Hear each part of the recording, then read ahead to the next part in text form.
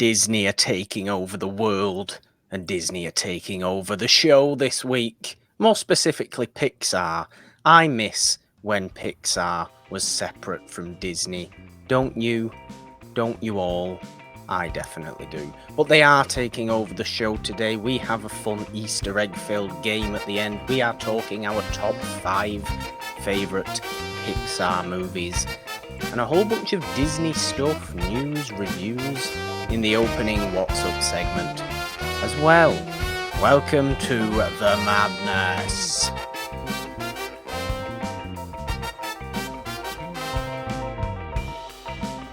Hello everyone, welcome back to Monday Madness with Morgan and Jeannine the Machine. Hello Jeannine the Machine. Hello, Morgan. I'm, aside from a bit of spotty internet issues, I'm doing okay. Happy to Well, be you here. sound lovely, so if nothing else, the audio people will be thrilled. Okay, great. We love the audio people. You know, they're old school. They are. We love the audio people. We love the video people. We love having... Have you got a drink today, Jeannine? I don't think you've got a drink today. I just have some water, but I have it in my pimp cup, which is fun to say because it sounds like you're saying you have a pimp cup. But yes, this is from my Pim Labs cup from Avengers Campus. Which is appropriate because Marvel is also Disney. And as I said, Disney is taking over the entire show today, Jeannine. But I know, to start us off, I always have to say it now because I've been saying it, so it'll just become a thing, this, won't it? Yes. So, Jeannine.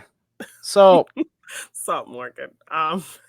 So we have a little bit of interesting movie news to discuss. Brad Pitt apparently is retiring from acting. This isn't Disney related. What's going on? We'll get there. We certainly will. Yes, I heard this as well, actually. I mean, look, Brad Pitt's older than you think he is because he still looks like he's 35. Yeah, he looks great. And he's been around for, well, a long time now. And he's had... It wouldn't be surprising to me, or it wasn't surprising to me to hear that he might be retiring from acting. Because I think I saw he was still going to be around, whether it's production-wise, even he still wants to do stuff behind the scenes. So, like, I think when I heard the news, it didn't feel like a surprise. It kind of felt like it was time. So he has a couple projects lined up, and then he kind of says he's ready to just step back and do more behind the scenes type stuff. Am I right in saying that Brad Pitt has won an Oscar? No, I think he's been nominated, but I don't think he's been nominated. See, that surprises me then, because if he had have won one, then I would be like, yes, fair enough. I mean, what more could he want out of acting? Because it always seems to me like if you're an award winner to that degree of an actor, and he did. Let me see. Let me look it up. I feel like he did win like a best supporting actor. He did win. Like he won 2. He did win for Once Upon a Time in Hollywood for best supporting actor, and he won for The Big Short. Girl, it won. Yeah, it won. It was nominated. No. For 10 years. Wait, he won a production one for 12 Years a Slave. Oh, I see. He made that. His production company made that movie. I did think he did win 2. I did think he'd won an acting one, though. So, yes, it makes complete sense to me then. It makes complete sense. What else could Brad Pitt do with his career now that we haven't already seen him do? Yeah. And that he hasn't already done. He's done all kinds of range of things. He's won his awards. I think he's still got that Damien Chazelle movie coming up. Yes. That Babylon movie that's about old Hollywood. I mean, oh my God, I'm just kind of all about that. And I'm actually really excited for Bullet Train. I think that looks really fun. Oh, yeah. It's a great You've seen it as a trailer. Yeah.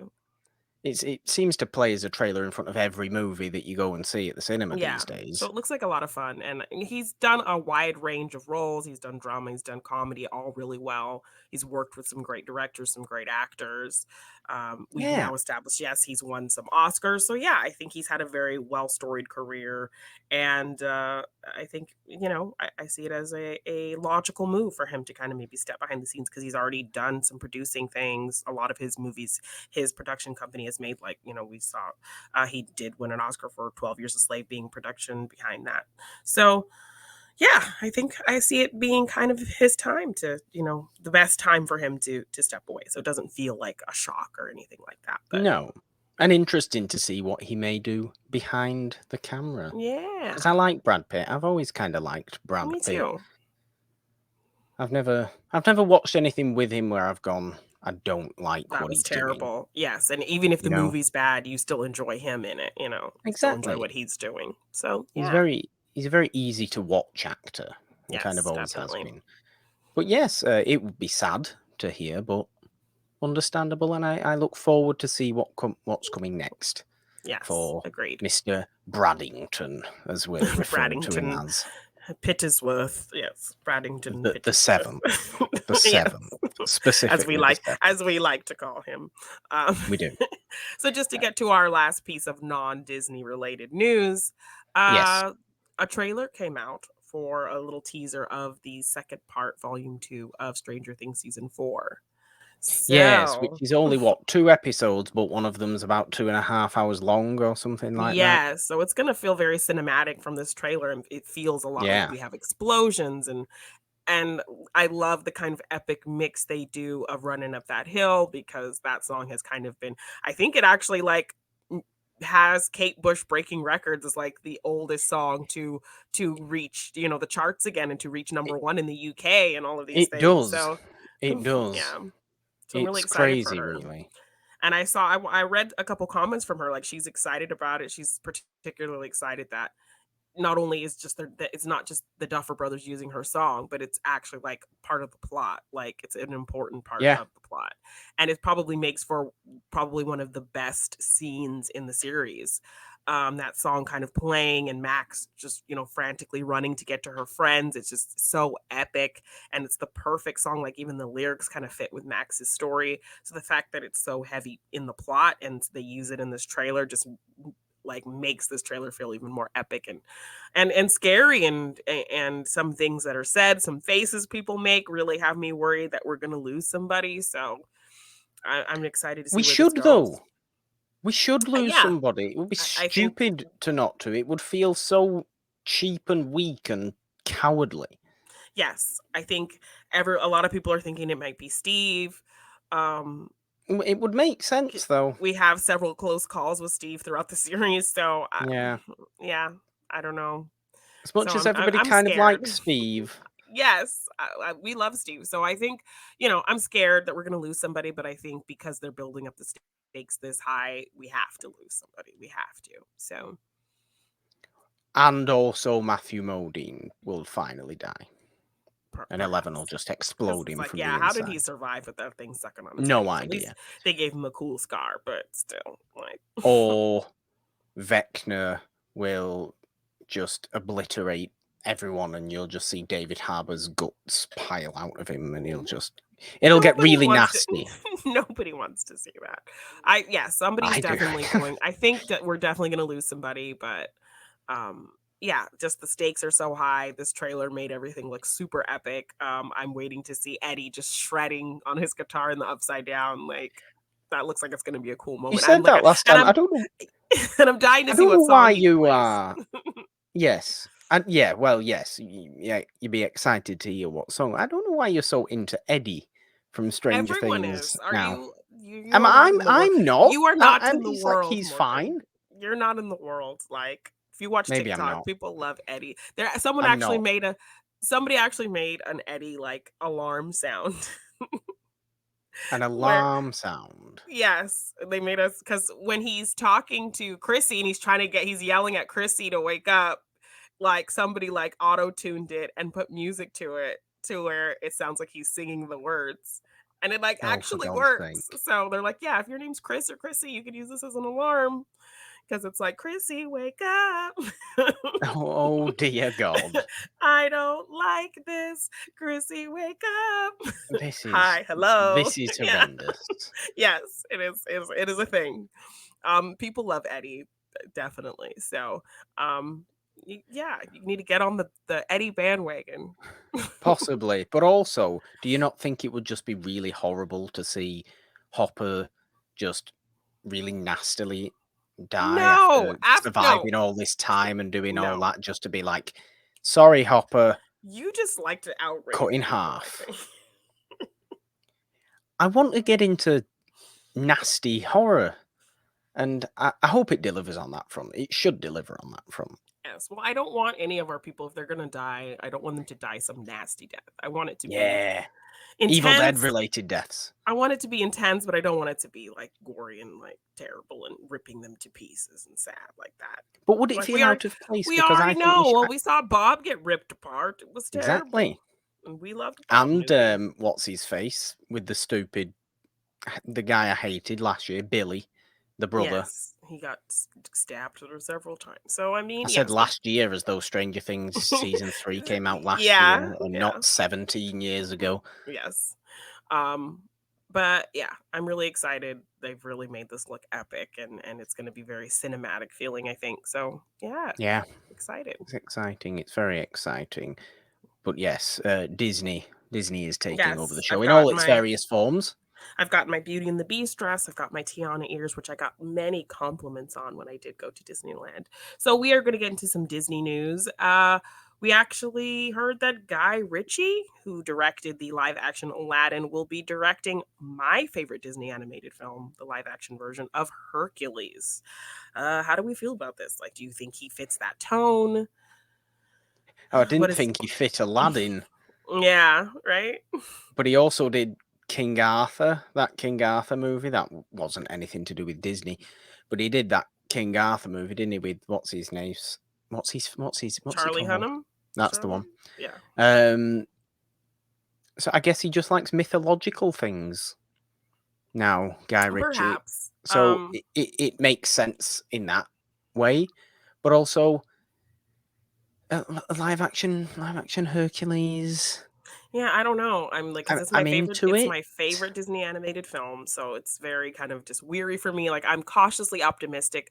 I was not a huge fan of the live action Aladdin film, really at all. Like, Well, I never saw it yeah, because it I know. really didn't seem like something I would want Yeah, to see. no. I mean, there are a handful of Disney live action remakes that are even okay. I mean, we talked at length about how disappointing like Beauty and the Beast was when we did a retrospective on versions of Beauty and the Beast on the main show on It's a Wonderful Thank you, Podcast. Jeannine, for reminding me how good the French one is. Yes, Oh, La Belle et la Bête is so good. it's so Watch that one. good. It's very good.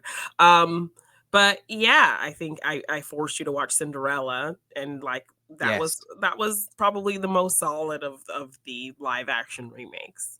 So yeah, I'm very weary. I'm excited to see casting. Like, I hope they do not water down the casting of the Muses. The Muses were very influential for me because you weren't seeing Black characters in Disney animated films, and to have a group of these Black soul singers kind of narrating the story, the Muses were epic for me growing up. They were beautiful and silly and fun, and had these strong, like, church choir powerhouse voices. So I've seen casting kind of through the years on TikTok of your Lizzos and your Jennifer Hudsons and I think Jennifer Hudson's a shoo-in for that kind of thing. Yeah, so people have been kind of casting the Muses for a minute.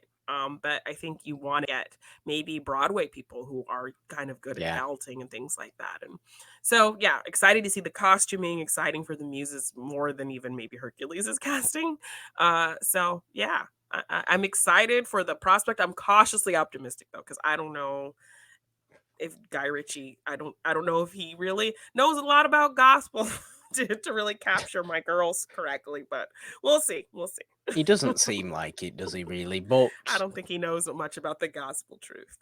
I trust you when it comes to knowing what you want from a Disney Hercules live Yes. action remake. You know, if I want to watch a Hercules movie, if I would want a new Hercules movie, I would obviously want it in a Ray Harryhausen kind of sense, Of where it would course. be really, you know, like it would be filmed like it'd look like the 60s, and everything would be in Dynamation and all that kind of stuff. Dynamation Yes. is the Ray Harryhausen thing. And it would look like rear projected and overly technicolor, and I just don't think it's going to look anything like any of that. It's going to be a CGI mess, and not in the good CGI mess sense, like 2010's Clash of the Titans. Yeah. This is going to be. I don't have any faith really in them doing a good live action version of Hercules. Not even just adapting Disney's live action Hercules movie, but Yeah, I just mean, they've making it tried. a There's versions with The Hercules movie. Rock. They've done versions with The Rock and things like that. So Yeah. I don't know. Cautiously optimistic. It's my favorite. That movie was bright and colorful. It had a very distinct animation style that kind of tried to look like you know, terracotta pot, art Yeah. from Oh, that, yeah. It was great. It was So I great. love the animation style is very unique. It's very bright. So I don't know if they're going to go that route or try to make it more grounded in reality because yes, there were a lot of historical, story-wise inaccuracies just to kind of play up things in comedy and fun. In Hercules, it wasn't very kind of accurate in certain things, but you didn't care. So I don't know if But he's the going to strange go thing a is, more accurate, historically accurate type of route or something like that. So I don't know what he's going to do, but see, that's almost what I want. I want it kind of played dead serious yes, but adventure. it's for Disney, With so its you have fun, to have that. it's fun for me in there. 100%, it's fun for me in there. I just don't want it to be. I don't want it to look like the Aladdin movie looked like. You know, I don't want it to look Yes. like that. I want it No. to look like a technical movie from the 60s because that's what I like my Greek mythological movies to look like, and it's not going to look like that. So I just have to kind of resign myself to the fact that it's not going to be that. I'm just thinking, like from around that time of Disney animation, though, they've done Mulan as a live action. And they tried to make that more, I don't know, serious too. So Yeah, and they but stripped a like, lot of the animated elements out of it. why don't they do live action remakes of their lesser ones, a Treasure Planet or an Yeah, I mean, well, Atlantis or they did something a like live that? action, Pete's Dragon, and nobody really, I don't know Oh, that that's that really true. people Yeah, really but saw that one. that wasn't a fully animated movie in the No, first that's place, though, true. was it? That's true. That was a mix. Yeah. They could do another Tarzan, but then again, anybody can do a Tarzan movie Yeah, because that's true. Tarzan's just I mean, they did make Tarzan. one. And they did, didn't they, with Alexander Skarsgård? Sarsgaard, That's yeah. about 10 years old now, though, isn't Yeah. it? Yeah. I don't know though, but yeah, from that era, I mean, I really do like Mulan. I do like Hercules, but I kind of very much grew up with Tarzan. Yeah. Yeah, I just latched onto Tarzan from Well, watching yeah. it very early on, I kinda and had to you're not we gonna beat actually the did. soundtrack. Oh, it's So very good, you it's very good. don't Like, beat the soundtrack of Tarzan. yes. Shut Up, The Lion King. You don't beat the Tarzan soundtrack. Yeah, like, I'm not a huge Elton John fan, like, if I would always take Phil Collins over Elton John. Circle of But, Life. Get out my face. Two Worlds. I Get just in don't my yeah, I don't face. I never like his versions of the songs. I like the movie versions of the songs better, like the ones you Yeah, hear in the movie.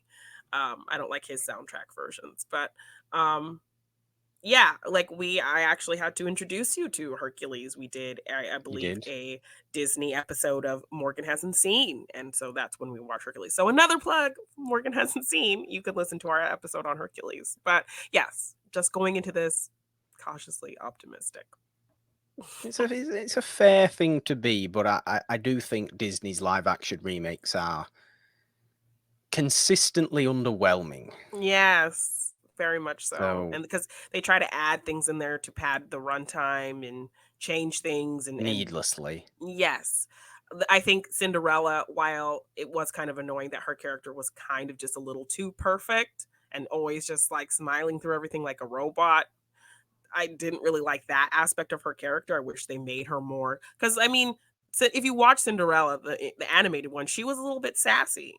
She was a little Yeah. bit more kind of confident. She, you know, had more personality. So I wish they would have just made her more, give her more personality aside from just always perfect, always sweet, always kind, always, just give her a little more grit a little bit, I think. But they did make some smart changes. They added more with the prince and his relationship with his father, and they actually had to meet a few times beforehand. So it wasn't like this, oh, I just see her one time and she's pretty, so that's the one I want, type thing. They had a couple little meet cute situations to where you could build up that kind of conversation and chemistry, and so they did add things that like made sense to the story as opposed to other ones that just add weird things for padding sake. Okay, though. Here's a final question about Hercules, though. Mhm. Now, it's fairly obvious to me that whatever they decide to do with Hades, it will look about as good as Will Smith's Genie looked, Yeah, so i.e., not good. if they try to do a whole kind of hair on fire effect, I don't know how that's It's gonna play. going to look horrendous. I feel like they need to have that, but They need how they to. They execute do. it, Do yeah. they actually just get Danny DeVito back for That's Philoctetes? and when people do their online casting, people do their videos, TikToks about the casting, they never change that role. They still make it they make it Danny DeVito every time. I know DeVito's in his mid-70s now, but do you think you could just do it? I don't know. I mean, I wouldn't mind it. He was kind of perfect. Would he want But to? Would he want yeah, to? that's the I mean, thing. he That's the thing. probably would, because he's just a little bit. He always seems down to do weird things, but he Yeah, is and he doesn't have to getting be on in super years. he doesn't have to be super physically, but I mean, there's a lot of kind of slapstick humor things that happen to him that, Yeah. You don't want you to can see you him can you can fudge thrown those around. things. Yeah. um so yeah, I don't know. Would he want to do it is the thing. But yes, every time I've seen videos about the casting of this live action version, they never swap out Danny DeVito. They always just They keep should. him. They shouldn't. so They should not at so yes, all. my biggest concern is always the muses. So we'll see. We'll see. We certainly will.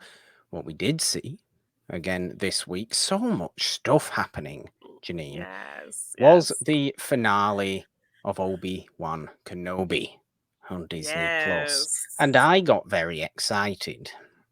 yes. I have very much enjoyed Obi-Wan Kenobi the series, to be honest with you. Um, Obviously, being a fan of the prequels myself, grew up on the prequels, was a Mhm. prequel child, and all this kind of business. The meet back up of of Vader and Obi-Wan, but more specifically Anakin and Yeah. Obi-Wan, because you got the eye to eye contact. I did like how they actually gave Yeah. a little reason for Vader's weird head injury as well, that we see him have in Return of the Jedi, that it was actually Yes. from supposedly from this. That's a nice little addition. I like it when things like that kind of happen, that seem like tiny little moments that don't, they don't mean much, but it's just like, But oh, yeah, it that's where plays that into came from. something. Yeah, it plays to something that we're gonna get to. Because, like, yeah, I mean, you can't have a lot of suspense with this because all these characters No, are gonna survive. That's why it was interesting. Like, I think people were giving Riva a lot of shit, but I think that's why it was interesting to have those characters in there like Riva, because you don't know where their story ends. You don't know where their story goes. But with people like Obi-Wan and Darth Vader and Leia, like you're not too worried about them because they're gonna be fine because yeah, we've seen and the other half of their story. I really liked Reva's story arc, to be honest. How it was very, Me too. focused. She was very focused on her own personal kind of mission, and by the end of it, obviously can't go through with killing Luke, Yeah. young Luke, because she just keeps getting reminded about, that Her why her she's on this in the first place is that yes. she's so Anakin kill all the younglings when she was a youngling herself, so she can't bring herself to stoop do that down to to that Anakin's level. level.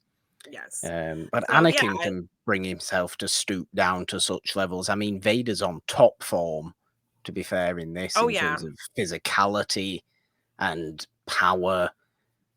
But Kenobi gets the better of him.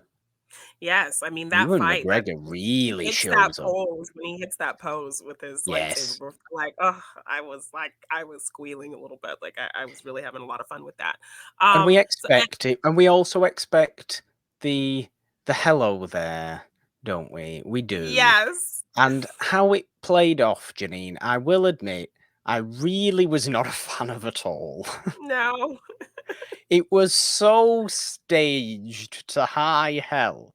because I Why knew he did was they gonna make? say that. It was like, "Do you want to meet him?" And like before he said it, I said to myself, "Hello there," and then it came out. Why did they make such the camera? The camera zoomed in. It took its time. It was a memeable moment, It was. Janine. They have Well, and then we taken already have so what many has gifs of become a "Hello there," meme. and just memed it again. Hello there became a meme. Hello there was there in Alec Guinness. Alec Guinness said hello there in Star Wars. It was the first line he said Yeah. in 1977. It was then also said in the prequels, but it wasn't so unbelievably obviously drawn attention to. Yeah. Like it was in this. So I didn't really care for the fact that it was so staged. But I like that it's there. I Yeah. like that it's there. Hello there. Because it's just perfect. And Yes. And we did get to see Qui-Gon finally, so yes. Yes. Liam so Neeson. I was Force happy. Ghost Qui-Gon. Force Yes. Ghost What Qui-Gon. took you so long? Yeah, it was great. So, Being we got all the sassy. little things. Qui-Gon Jinn Yeah. back after Yeah. 22 years, Janine. 23 years. 23 years. Qui-Gon Jinn's back. Yeah. In live action form. How outstanding is that? And Liam Neeson comes back for all of a minute to be a Force Ghost. Yeah, but like Sassy's Ewan it was McGregor very out the impactful. park Yes. and just So walks away. It's yeah, it was great. great to see, and yeah, I just loved that. Like I keep saying this, that this is just kind of a nugget in time that we know how this character story ends, but it was nice to get this little peek behind the curtain of a moment in time that we were not privy to. So Yeah. that's what I went in with this story. So a lot of people kind of were disappointed or not liking things about it, or not liking we didn't see enough Hayden and things like that. But I went into this feeling like, yeah, this is just a little peek behind the curtain of something we didn't get to see that leads these characters to, where they're going to end up. And I feel like they did a really good job of kind of really paying attention to, the story that we know in crafting the story that we didn't know. Yeah, well, absolutely. Absolutely. And I really like how Leia's kind of story comes to an end as well. We see how she became the person we know her to be in those Yes, future very, yeah. movies. Mhm. It all kind of stems from this experience with Kenobi here, Yes. which is, again, it's that kind of thing that you just like to see where it came from. Yeah, well, like And that's why even I when appreciate this so much. It's people take it far too seriously. Oh, it's ruined it. It's added all this. It's not changed anything. yeah. It's not. It's not changed a thing. It's shown us why certain characters became the way they did, and what certain characters who we knew from previously, in terms of continuity. What happened next? It's not changed anybody drastically or anything like that No, at but it also all. has kind of added things to characters you maybe just didn't really care about, like Uncle Like Owen Owen and and Baru, Beru. Like yes. they are fighters, like Beru out here pulling out her hidden shotgun blaster. Like I'm just I'm now not leaving imagining the my old home woman who plays Aunt Baru in with in A Yeah, New Hope, with her blue milk, just like, pulling out the shotgun. yes. Because I So I must like that say, they like, Amber, in fact, all the characters age so much. Ewan McGregor does not become Alec Guinness within the space of, what, 9 years? yes, people In have been World like there? making commentary Absolutely on no that. chance.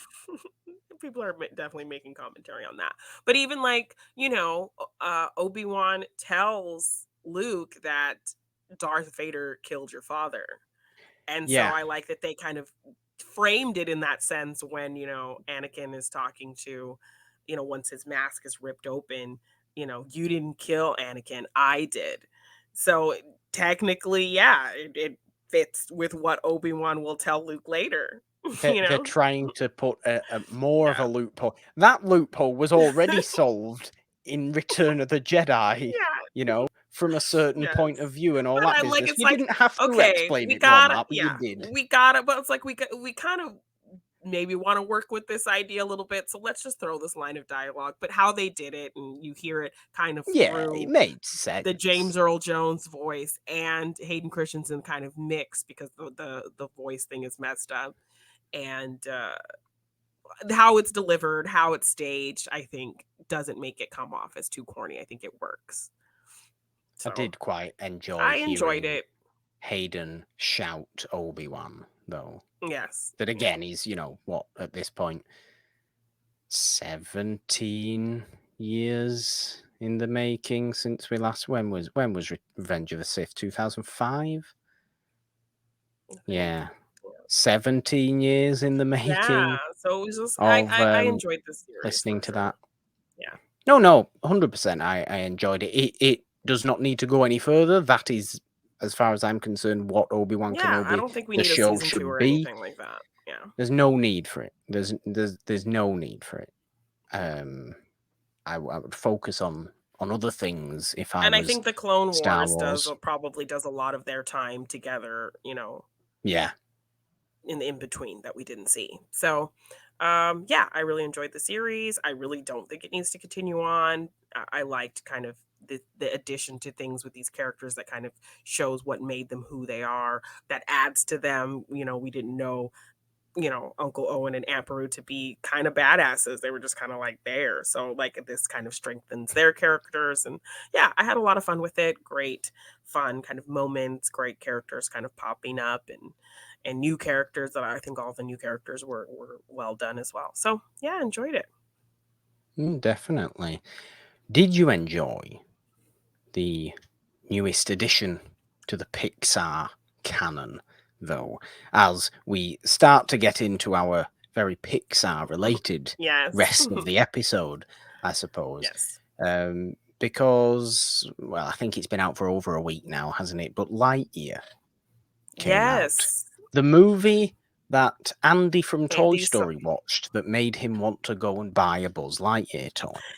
okay, well, because yeah, it took me forever to kind of realize I don't think they really had explained the premise of this movie. Like, was They it hadn't. like was it like the real Buzz Lightyear was a man like Buzz Aldrin or something, Exactly. and they decided to make a toy out of him. So like the trailers weren't showing Zurg or space or like weird kind of alien things. So I thought, okay, maybe that's what this story is. Then when Zurg started popping up in promotional stuff, I was like, okay, wait, no, this can't be like real life, a real life No. person. So then, like the trailers later, finally started explaining that this was the movie. This is Andy's favorite movie, the movie Andy saw that made him want a Buzz Lightyear toy. So Really, that, I think at and this then, point, Pixar are becoming less consistently creative and are just, if they start doing silly things like in-universe movies now, which is what Lightyear is, this is literally a movie that played in the Toy Story universe, and the human characters within the Toy Story movies would have seen and be aware of this movie that we, the real life world, has now seen. yes, so that was their kind of biggest problem. So, like in theory, it's a cool idea, but also then it makes you kind of sad because either all these other kind of interesting, fun characters were nobody's favorite toy, nobody's favorite action figure from that series, or they just never made toys of any of the other Right. characters. This movie is full of great characters, interesting characters. Um that You re- we never saw any toys of any of them. So you really feel like Socks the cat would have been incredibly popular as yes, a toy, Socks the cat would have been the Baby Yoda of the Toy Story world. right? Like, Exactly. so He's the nowhere to be fact that seen. like You're you're shooting introducing yourself in the foot, Pixar. yes. So they kind of effed up in that sense, I think, that they put this idea out there. You introduce all these characters that supposedly came out in this movie that supposedly came out in probably 1995, and we don't ever see toys of them. We don't ever see them on posters. It's all just about Buzz Lightyear. And also, like the villain Emperor Zurg is like he's Emperor Zurg. He has a stupid cape. He's ridiculous. But they add this nuanced storyline of, twist of a twist in there. I don't know if we're going to reveal any kind of spoilers, but Well, yeah, maybe let's not do any yeah. spoilers of that. But let's. I just want to say that for some reason, every movie seems to be about the same scientific idea at the minute coming out of Disney. It, Yeah. if you understand what I mean, you if you know, basically, when I say that kind of Yes. stuff. But And that Zurg just was weirds not me out. Like, why can't we have a different idea? Why does everything have to involve, multiple realities and things like that? I don't know. yeah, that is the trend right now apparently. But It yeah, really is.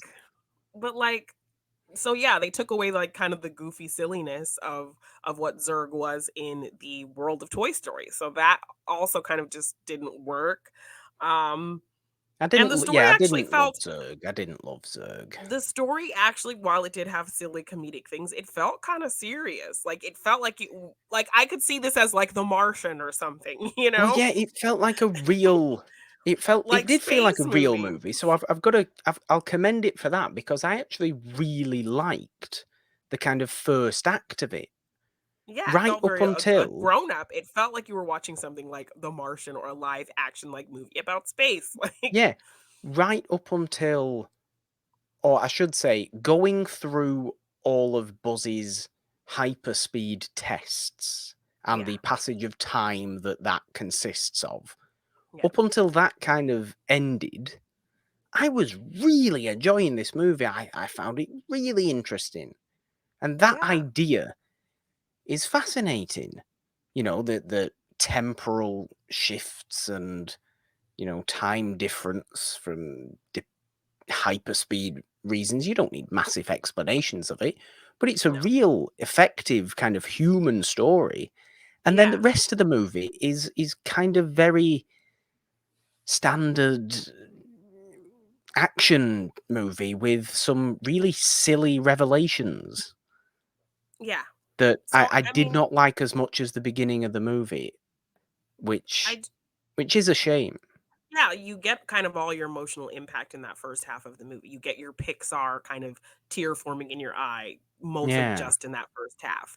But I like all of the To characters. infinity and What do you come do? on, we've got to do it. To infinity and Are you trying to get come me to on, pull your finger? they can see on the video, Janine. And beyond. Yes. Yes. Success. The audio people thought we were weird. Yes, Then yes. hello audio people. How are you? We were pointing our fingers at the screen. We So. love you. But yes, I like the new characters. I like that Buzz kind of learned something about, being a team person, I But liked that they the kind of thing is, the weird thing is, I can't judge Buzz Lightyear's character in this movie based on Buzz Lightyear the toy because it's totally different. yes, but I mean, I think they try to remedy that by throwing in some interesting lines, like he's like testing out how the turf feels, like similar to how he was on the bed. Yeah, He's like, "You're mocking me, aren't you?" Like lines like that, and he's doing his whole star command, like in his letter, like, "Who are you talking to? Like, why are you just talking to yourself?" So it's still him just kind of being ridiculous and talking to himself. it is. So It they do is. throw some elements that are similar to the toy, like that play into the personality of Buzz the toy. So I liked that, but yeah, they kind of shot themselves in the foot by tying it to Toy Story in that way, to where now when you watch Toy Story, there's no evidence of this movie. So it kind of just kills that idea. Because, like, in theory, you think that's kind of a smart idea. But then in theory, when you see like all these kind of cool characters introduced, and yeah, we don't see any toys of them. That Yeah, kind of it's very sucks. strange. It's very strange. I mean, not that we'd need a toy of Taika Waititi playing Taika Waititi in animated form, Yeah. because can he play any other thing? Or is he just always just going to end up playing Just himself? playing him some form of himself. I mean, if that's what he does best, then just I let him do his like thing. him a lot. I like him a Yeah. lot.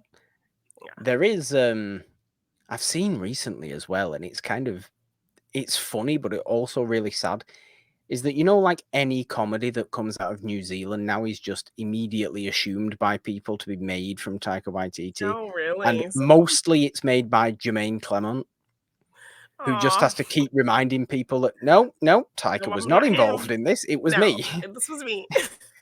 Oh, poor guy. Now, obviously they're friends, Yes. but They it's have a just like, similar nope, sense of humor. never spent a day on There's set. nobody else famous Don't know who in you're New talking Zealand. about. We're the only two famous people in New Zealand. Yeah, pretty much.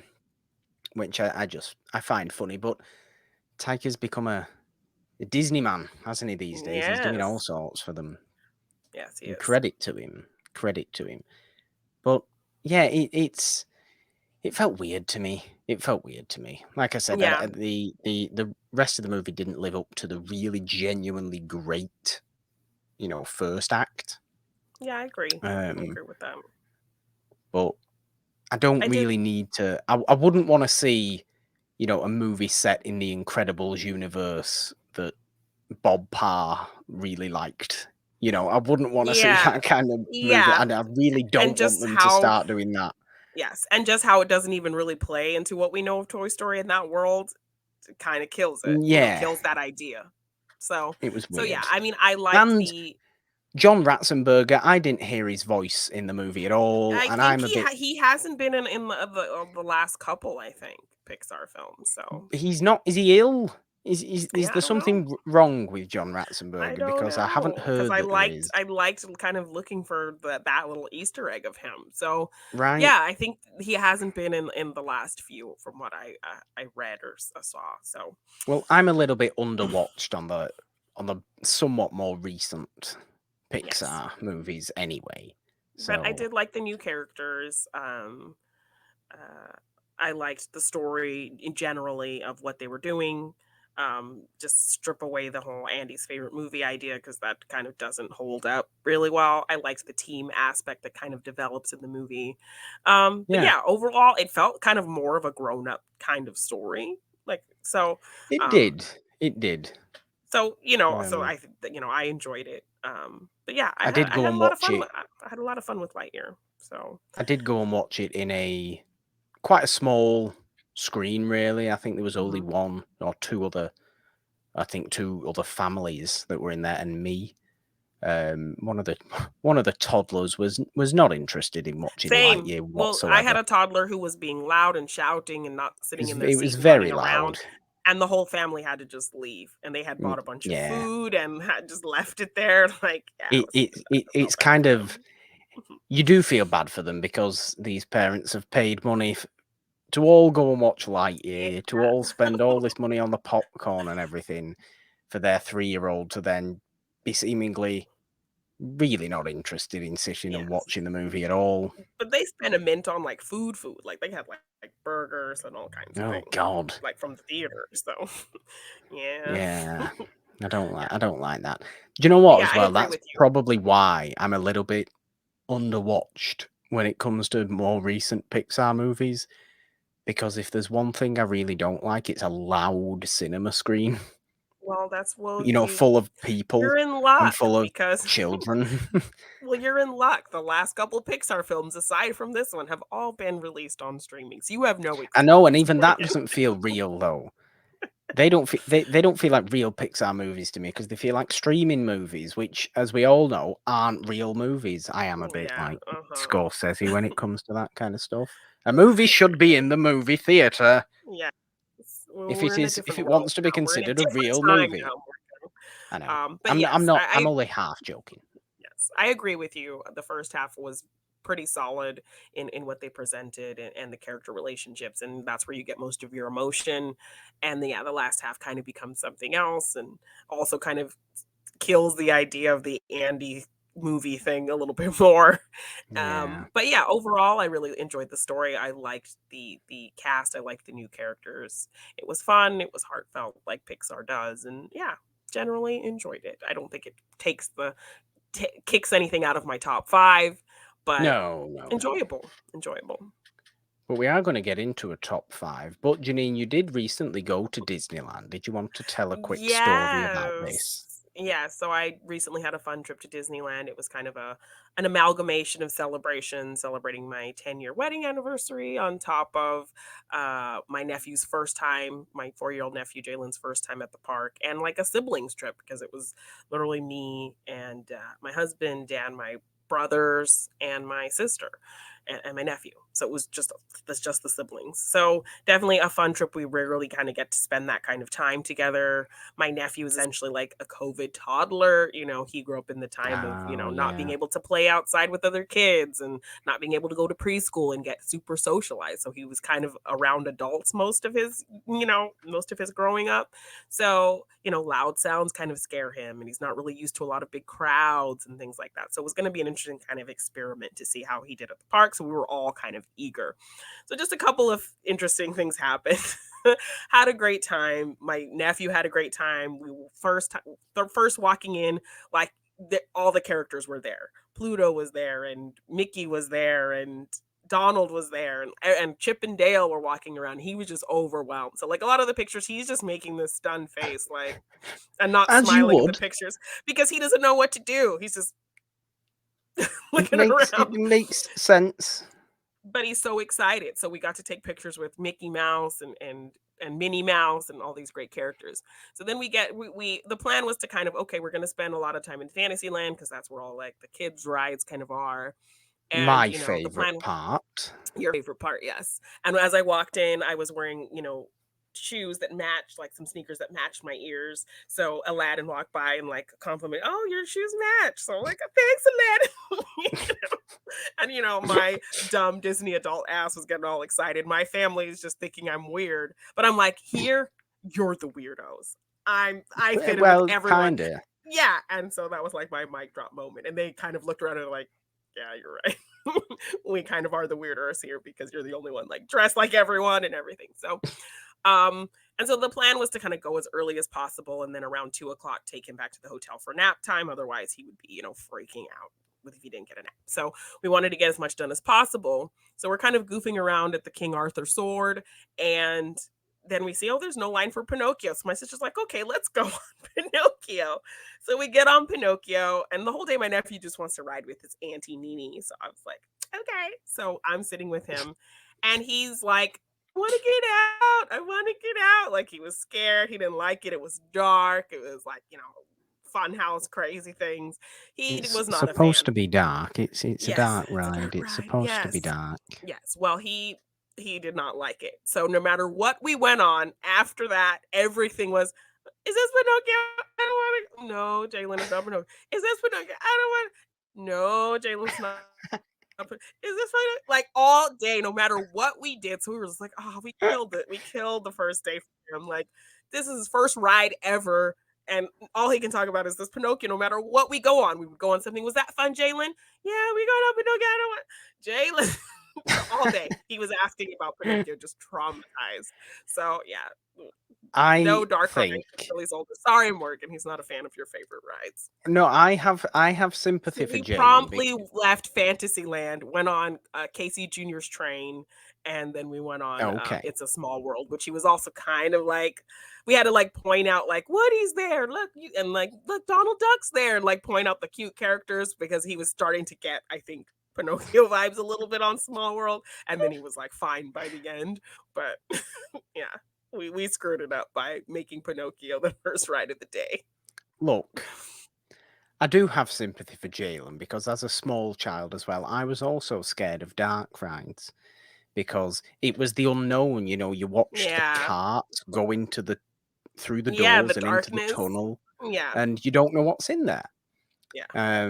You know, when you've not been on it before. So I have sympathy for Jalen, but now I think Jalen will grow up and in 15 years' time, 20 years' time, he will absolutely love Disney dark rides. Yeah, so definitely something for when he's older. But yeah, he was not a fan, and he could not just break his brain out of that. I'm saying that Um, I'm saying that from experience though, because I okay. was terrified of nothing else other than ghost trains when I was that age. And I Yeah. adore going on ghost trains now Yes, and you love those that kind of shit for things. real. So, yeah, definitely something to test the waters with later, but we kind of now had an idea of like what he would like and what he wouldn't like. So, yeah, Small it World's made always good. I love it Small World. made the trip more fun kind of knowing and seeing the wonder and all the things. So, just one last kind of little story was another great moment with Jalen. We went to Avengers Campus. He was obviously very excited because he loves all the superheroes as well. And Okoye from Black Panther comes out, and she, the crowd kind of part the crowd so she can walk through. Then she stands up on the step and she does this demonstration. She shows like a Wakandan chant, and she does like some moves with her spear. And she calls some kids up to come up to this blue line on the concrete to come and do the moves with her and do the chant with her. So she calls some kids up to go to the blue line. Jalen goes well past the blue line and just stands right in front of her and is just looking up at her, and he's not, and you see the kids behind him doing the moves, doing the routine that she's showing them, and he's just standing there. Even Okoye is like, oh, you can just stand there and watch me. you know I don't mind Jalen's attitude towards this either. yes, no, like you would just be in awe just looking up staring at there this in woman. awe. And the actress was I'm beautiful. appreciative. She definitely was a great casting for the part. So, she's doing the moves with her, and you see the kids behind doing the moves, and Jalen's just watching her. So then she sends the kids back, and Jalen just stays right there watching her. So my brother walks out there to go get him, and she kind of like starts kind of engaging with him and talking with him a little bit. So she's like, "Stay here with me for a minute, Jalen." And so my brother walks back, and like, so he has this little moment with her. So she's kind of like has them play the drums that they were playing when they were doing the chants, and she starts to kind of dance, and she's like grooving. And Jalen loves to dance; he has great rhythm. So then you see him, he wants to dance, but I think he just got really shy. So you see his arms kind of like robot, like move a little bit while she's doing it. And he kind of starts moving. Once he starts kind of moving a little bit, the crowd starts cheering for him. And you see him want to like dance, but he's still kind of shy and nervous about it. And she's dancing, and so then so then it ends. She does the Wakanda Forever thing to him, and then he does it back, and everyone cheers. And she's like, "Okay, now you can go back." He still stands right there. So then my brother does go get him. So the crowd kind of starts kind of coming back together to part again, so she can exit. So the crowd's parted. We're kind of in the crowd right there, because Jalen has just come back to us, and we're like, "Good job, buddy," and all this stuff. But then she gestures for Jalen and calls him out to her. She takes his hand, and as she's like exiting, walks hand in hand with him and walks away to like before she goes in her little backstage area, she kneels down. She has a little moment talking to him, and everyone's cheering for him. And she takes a picture with him, and then she walks out. So Jalen was a little superstar. Everyone was Oh cheering for him. He yeah. had this whole little moment with Okoye. It was like the cutest thing ever. So we got it all on video, of course. So yeah, it was a great little surprise moment for Jalen. We can show So that yeah. off for years to come. Yes. So but just blank stares from him too. He just didn't was like, what is happening? I It like was that. great. I like that. Yeah, it's great. It's always great. I miss Disneyland. I was gonna say I miss going to Disneyland. I've been to three different Disneylands in my life: the Paris, the Florida, and the Anaheim. Um, but only ever kind of one time to Yeah. each. I went to the Paris one when I was like 2 years old, so I do Did not you remember it. go? And considering the Oh, Paris okay. one, like for me, is like there, you know what I mean, like an hour. if that, Yeah. Flight Away. Yes. Why haven't I been there I more? know, I and now couldn't they have a tell you. whole Ratatouille ride. They have a whole Ratatouille, Ooh, I like um they have a Ratatouille. ride and they have a whole themed restaurant, and it's not like the restaurant from the movie. It's Remy's little restaurant for the rats up top. So the Okay. seats look like bottle caps, like you have to have all the tree branches because it's kind of like in that little area. Like there's a giant menu. Okay. Like everything's like oversized because it's like a rat restaurant. So you are like a Okay. rat at Remy's restaurant. And that's I the like theming of the that. restaurant. Yeah, I saw a TikTok of this girl like, if you're in Paris, go to Disneyland Paris, go to the Ratatouille restaurant. And I'm like, oh, that looks so cool. So yeah, you should definitely do that. Well, yeah, but I mean, look, the last time I went to anything Disney was that you were actually there Yes, as yes, well. it Like was very this fun. was I was wearing this dress. quite possible. So I don't actually remember that. yeah, Forgive me for that one. But no, you it were was a fun there, time. and I Yes, am. I like Disneyland. I do like Fantasyland because it's the most it's you. It's the most you. Disney area Yeah, of Disneyland and the most kind of old school area. yeah, Um, I think definitely. any lengthy conversation on Disneyland will be better saved for another time, Yes, yes. and certainly more than willing to do it because I could go ride by ride, area by area, and all kinds of things when it comes to Yeah. that sort of stuff.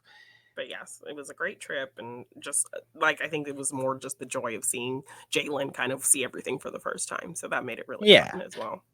Yeah, I mean, it's a beautiful story. That really, yeah, I like that a lot. yes, Janine, yes. we do have to get into our main discussion for today's Yes, episode of Monday Madness. We said Disney were taking over. Disney have taken over the show.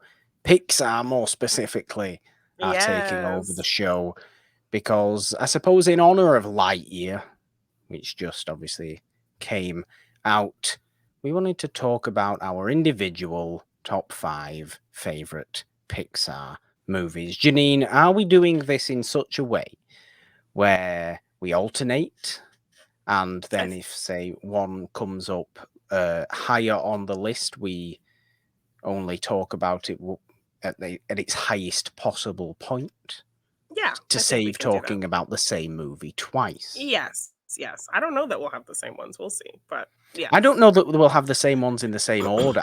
In fact, I'd go as far as to say that in my top 5 there are 2 that you definitely don't have in your top 5 that Okay. I know for a fact you will not have in your Ooh, top 5. oh yeah. Okay, fair enough. Um, All right. Well then, yeah. which Let's must mean alternate, there and are if some that you don't have yeah, in mine.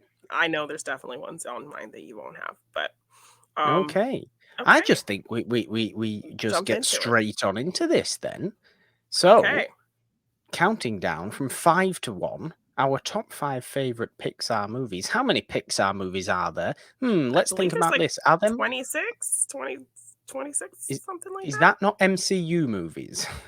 I don't know. I Like, feel like 26 is a little bit high. Oh, there kind might of a be though. lot. You are right.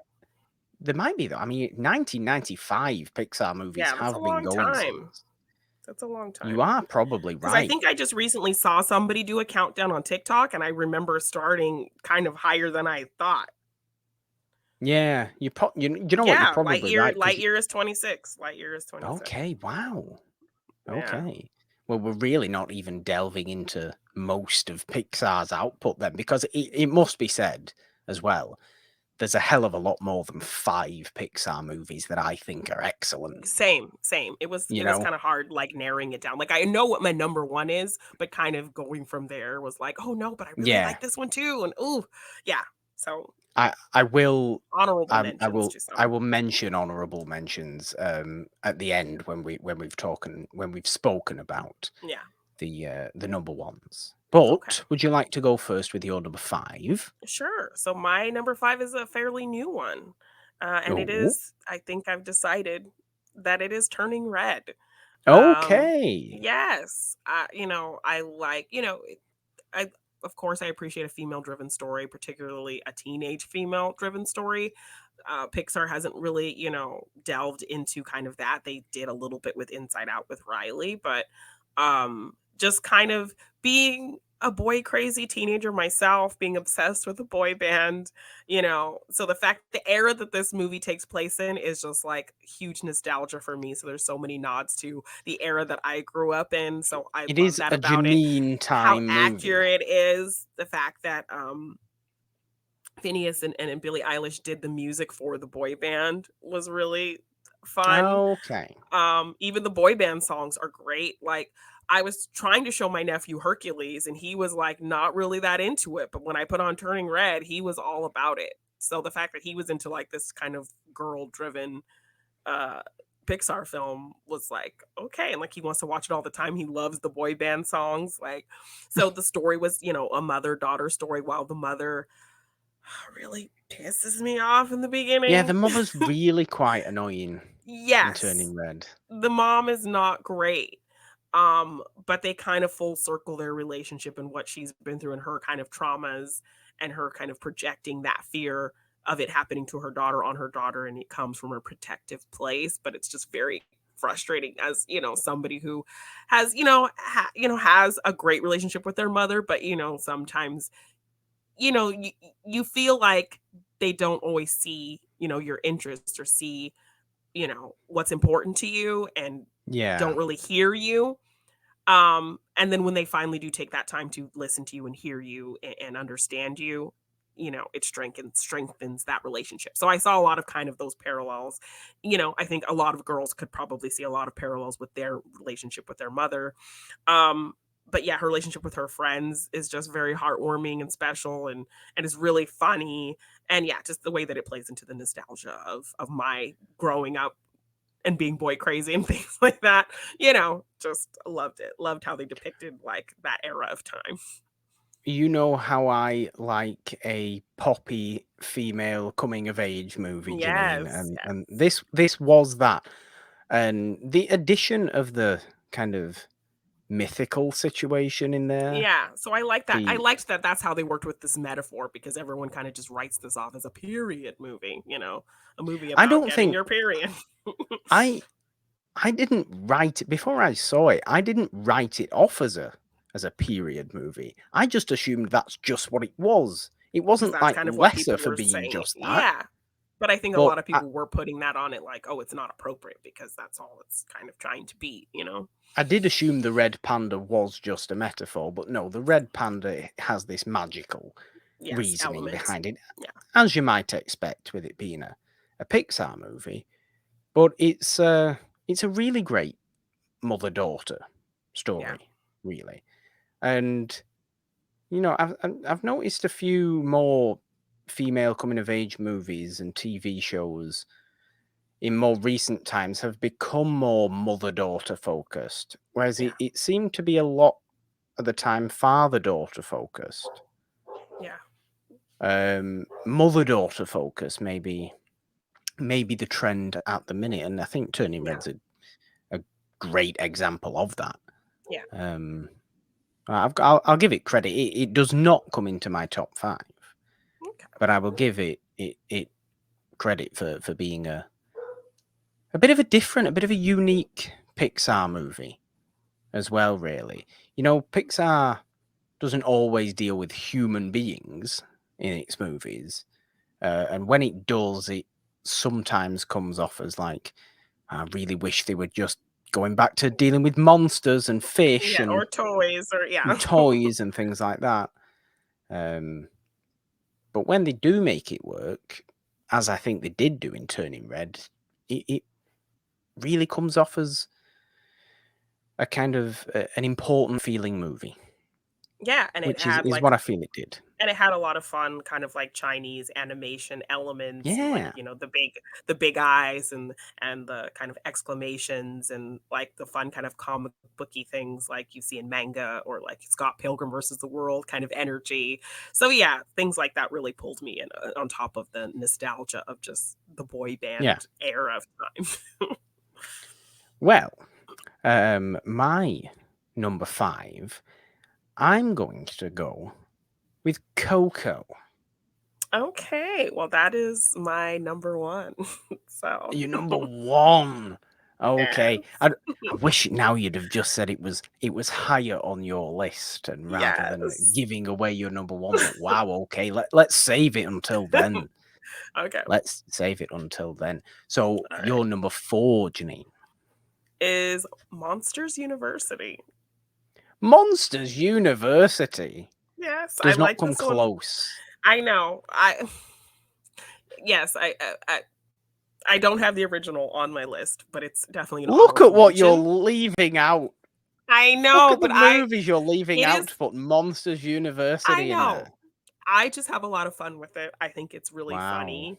I like seeing this early phase of these characters. Like, I think it really adds a lot to Mike.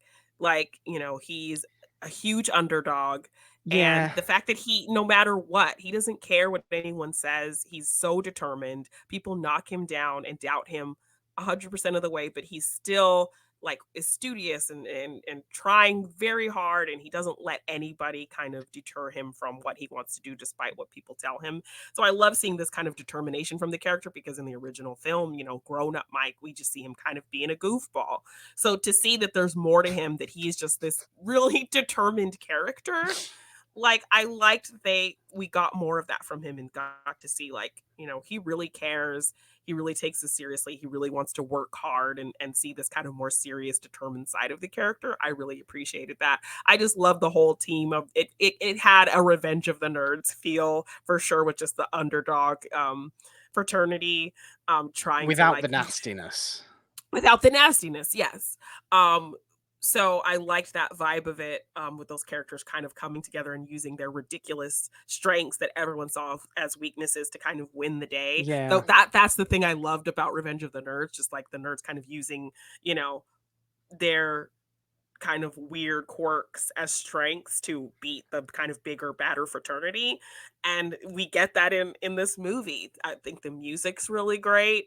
And I just have a lot of fun with it. I like seeing kind of a cocky, because Sully would be like this as a teenager, like college Yes, he Sully would. would be like that, and meeting Mike and would humble him in this way to make them kind of best friends and learn from each other. So I love all those elements. I love kind of this collegiate atmosphere for them. And so yeah, while a lot of people kind of forget about this movie or would put Monsters Inc. above it, they really set up it's kind of like the Obi-Wan situation. Like, they really kind of put these characters in the position to see a window into them that you could understand and plausibly see, okay, that's how they ended up like this in Monsters Inc. So I like getting that peek behind their past, and it was a really well told story. Revenge of the Nerds, a movie that has some really great elements that I love without the nastiness. So yeah, like I that's what I like to revisit a lot. I love Okay. things like Up and Ratatouille, but especially Up, it's just kind of hard to revisit because it's just very sad. So yeah, I love I it. I mean, just always have fun with Monsters University. okay, It's a fair great. enough. Up, I feel like it's a great underdog story. and I understand that, and I would agree with that. Up is a situation quite similar to Lightyear, although it is even less time in Up, where is it's a outstanding 10 minutes and then the rest of the movie. Yeah, Where Lightyear is kind of a really good half an hour and then the rest of the movie. of the movie. Yeah, I get that. Um, so Up's nowhere to be seen on my list. Let's just Okay. say that right now. I don't love Up. I think Up's a great short film that's ruined by the fact it's got an extra movie on the end of it. Not ruined, but it's still worthwhile. But Russell's annoying, and I get annoyed by Russell deeply. I just He's love just my favorite far part of that too. movie is like when the house is flying and he's on the outside and he's like, "Let me He's in," and Carl's he's just like, just "No," and far closes his too. door. I Yeah, I am Carl Fredrickson in many ways yeah, in myself, so which is why Russell annoys me. I get that. But Up, regardless, is not on our lists. No, But no, Monsters University, that's very interesting. I yeah, mean, my number 4, Janine, Mhm. is, I mean, this isn't gonna be on yours. My number 4 is A Bug's Life. Wow, really? Yes, Oh my be- gosh. because A Bug's Life is the Pixar movie that I have watched the most, because I would watch it all the damn time as a small child. Okay, so And I basically mean it's all the time. basically it's like Seven Samurais And slash the basically, yes, Magnificent Seven. it's the Magnificent Seven. It's Seven Samurai. It's a great story, but A Bug's Life is so ingrained within me that I just automatically love it. And unfortunately, these days I can't really go and watch it a lot, if at all, Yeah, because of the but villain's a real the villain, villain. You but know the villain is a real villain. So so I think that maybe helps it a little bit. I think it's harder when real life villains are playing good guys in movies, you that know. is true. That is true. But But yes, I and I know I you was love that always Randy Newman song. I, I'm a I, bird, just a bird. I don't love the Randy Newman song. I think it's weird. But what I do love is the music. The actual score of A Yeah. Bug's Life is really good. Yes. Um, the VHS of it that I had, I have obvi- it too on VHS. I won it obviously. at a picnic. Oh, you won it! I love it. And it's in like the puffy like case. Yes, Yeah. it has the short Jerry's Game on it Yes. as well, which I love. I used to watch that every time I would watch A Bug's Life. I would, Jerry's Game would come on as well, so I would sit there watching Yeah. that. I like playing chess. I am also an old man alone in the park, so it makes sense. I identify with Jerry having a Do you really also competitive refurbish game of toys? chess with himself. Do you also refurbish toys like Jerry? Yes, Jerry also does refurbish toys, doesn't he? Of course he does. There's an Easter egg for you, Jeannine. But no, I've always liked A Bug's Life. The team of Yeah, weirdos, like you said about definitely. Yeah. kind of It's what you said definitely about Monsters University. it's The definitely on team my of honorable weirdos mentions coming list. together Yeah. to save the little guy from the evil monster, who is actually in real life a little bit of an evil monster. Yes. Let's not make light about the situation, but No. yes, But it definitely on my honorable mentions list for sure. A Bug's Life. I do enjoy that one. I just there's so much nostalgia with A Bug's Life for me. Yeah. Like, and Especially I and it's it's one of the ones you watched several times. Yeah. and it never gets spoken about, I and I have know. to show it some love. No, I And appreciate it's that. it's Pixar's second movie, Yes. and And no, people it's kind of not forget as about it because it's so it's close to Toy Story. well, it's in between the Toy Stories. It's in between Toy Story and Toy Story 2. Yeah, and like they had a really cute Bugs Land and they just squished it for Avengers Right? Campus. Heimlich in A Bug's Life is my favorite weird character in anything ever. Yes. He's just prattling around all the time, going, "Oh, Yeah, he's I'm a great. caterpillar. I Beautiful want to be a butterfly. butterfly. I want to be a beautiful butterfly. Look at me, Yes. I'm a beautiful butterfly," in this And then when ridiculous he becomes German a accent. butterfly, he still kind of looks the same with some wings. So But he's cute. so happy with himself. He's so Yes. happy with Yes. It's himself. great. It's great. I'm a big fan of A Bug's Life. It's like, and in terms of it being, kind of small creature in big environment as well, that you get in Bug's Life as well. It's kind of a predecessor to Ratatouille in that Yeah. kind of sense. And I really like Ratatouille as well. I would have to say that's an honorable mention. I really do like Same. Ratatouille. Same. Yes. I watched it. I Um, watched it last night because I was like, what's one I haven't seen in a while that I do really enjoy to kind of see if it's gonna affect my top 5. And I put on Ratatouille. I'm like, this is really good, especially because like it I is enjoy really cooking. I good. love food, and yeah, so it's You get definitely to put on a Bugs Life. And ridiculous French accent when you yeah, watch all of Ratatouille. these, which all of these American actors are doing. Yeah, Like I don't think there's one like actual French person in no, this movie. there probably isn't, No. but it's great. And A Bug's Life is great, and we should go and watch A Bug's Life because I love it Yes. Give dearly. it some love. Give it I some really love. do. Jeannine, your number 3. My number 3 is The Oh, it's higher. Incredibles. I have it higher Oh, on mine. okay, I have The okay, all right, Incredibles higher. I do. okay, all right. My number 3 is definitely not on your list, Jeannine, because my number 3 is Inside Out, Inside Out. Mm. which Jeannine hates. I mean, I've come around to it a little bit, but it's just when the first time I saw it in theaters, like it just made me very mad. Phyllis is going around touching everything, torturing It's this not. poor child. I know it's Phyllis, but it's not actually Phyllis. Just watching in the theater for the first time, it was literally just like, stop touching everything.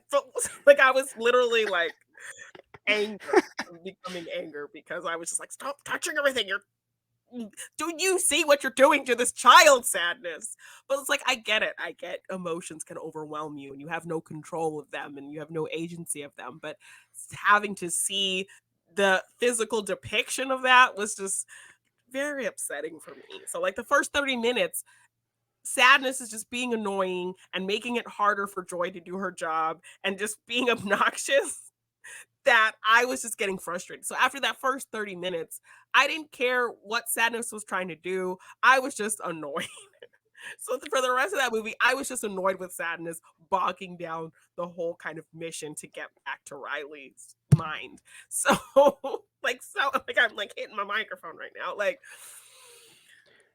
it was just so after kind of several watches, like yes, I can get into the idea of dealing with depression and dealing with hard emotions as most of us do. It that's how it would potentially be. Sometimes you need the sadness and the happiness to resonate a memory for you and things like that.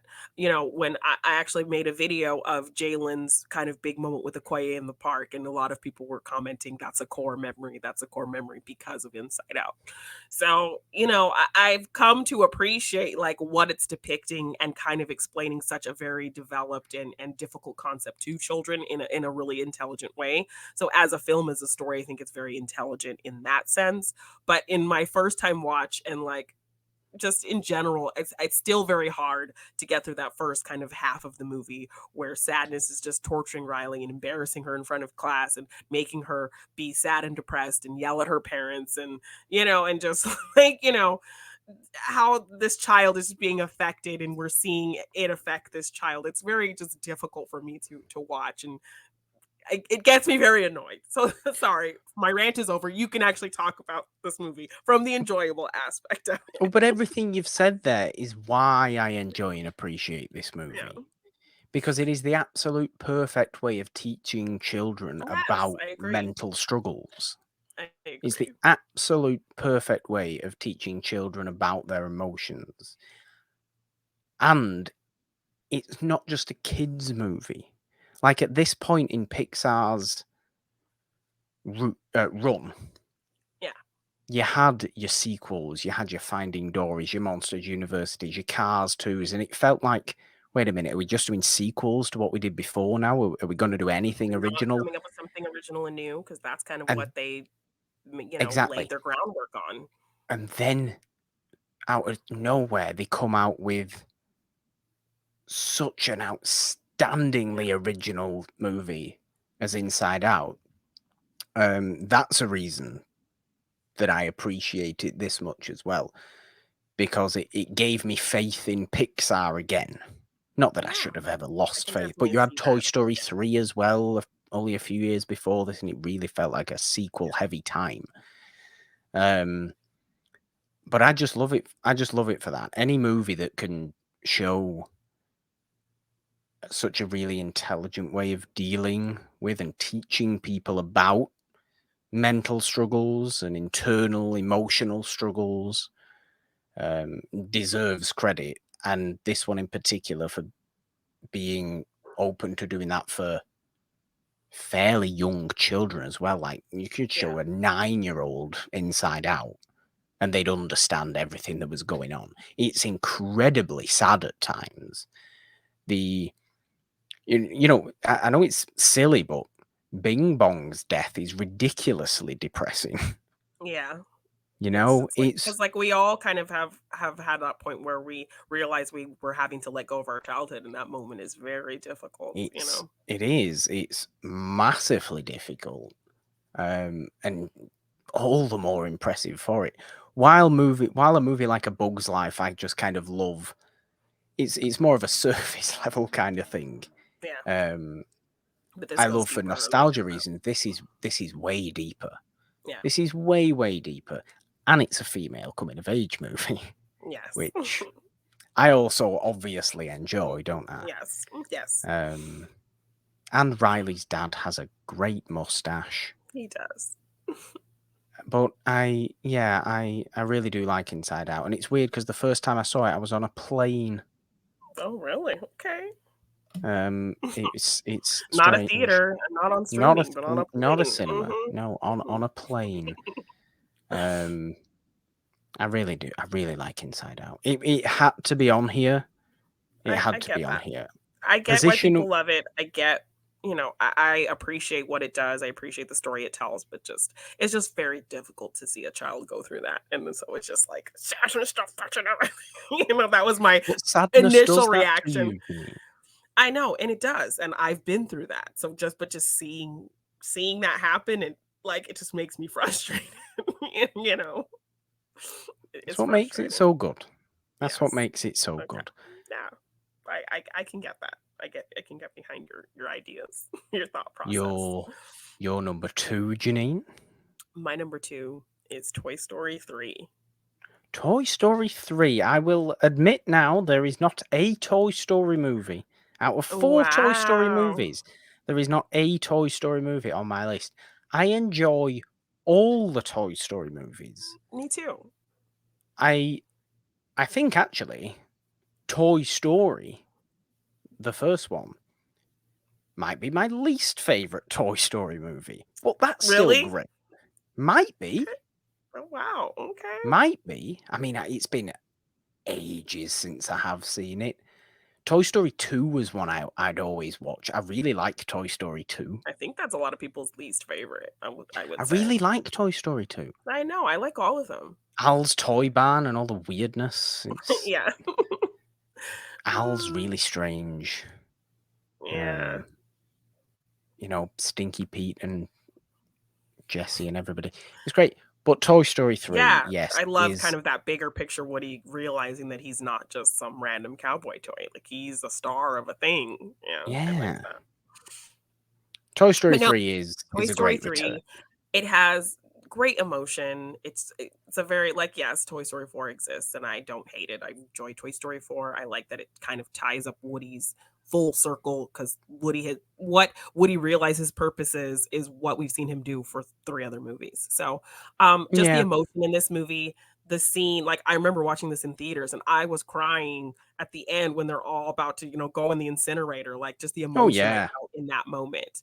The fun I felt of seeing grown-up Sid and literally the kid who did the voice of Sid literally comes back just to go and make like these ridiculous guitar sounds while he's throwing trash away. Like the fact that he came back just to do that and be Sid for this movie because it was kind of this big tie-up of the original film was like super special. And just seeing kind of the story introducing the new characters and Bonnie and the daycare and Ken and Barbie had some really funny things and Lotso's story was really kind of tragic and how mean he is and how sneaky he is and we get some really fun twists and turns and great new characters and it's just a very emotional story and we've loved these characters. So kind of seeing this journey of Andy's a grown-up, what are we going to do now and where is that going to go? So there was a lot of like surprise in there of how this story was going to end up and just kind of the impactful emotional ending, several impactful, like the incinerator was just the beginning of the big kind of emotional ending of that movie. Just thinking about it, I'm getting like emotional. So just the emotion that makes me feel. It has some fun moments and it really is just a great kind of send off to Andy's story with these toys. And it always makes me feel something every time I watch it. So, which is why I think that Toy Story 4 was unnecessary because Toy Story 3 was such a good end of that story arc, I think. But then again, to think about it, as you said, from Woody's perspective rather than almost from Andy's perspective, Yeah. Toy Story 4 is more than worthwhile, and I think it's a good Yeah. movie. Yeah. But yeah, Toy Story 3 is probably the best of the Toy Stories. Yeah. That's definitely It really is. And it's kind of everybody's movie as well. Like, it's not like Toy Story 1 feels like Buzzy's movie, 2 is Woody's, and 3 is everybody's. Like, they all come together. And they all kind of have a moment. Yeah, 1 doesn't take center stage, and Lotso is a fantastic villain.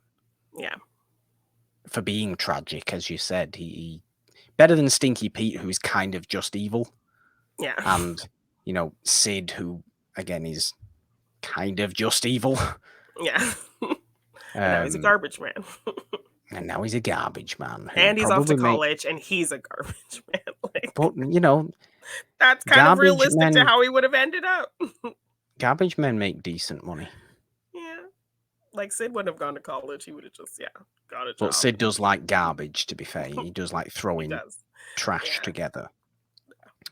But yeah, they give depth to the villain in Toy Story 3. So yeah, it's I like it for that. I mean, we know what your number 1 is now as well. Yes. But we also know what my number 2 is, because it's also The Incredibles. Yes. Is such a good movie. Oh my god. Fantastic Four. It's so good. I love The Incredibles.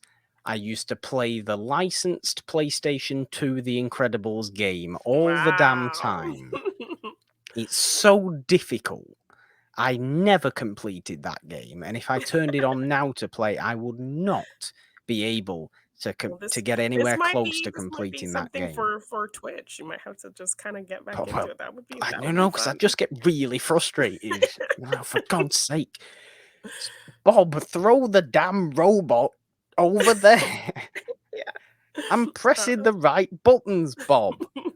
I'd be shouting at Mr. Incredible. But yes, I like the story. Like, we get this kind of nostalgic and just kind of this, it's almost like this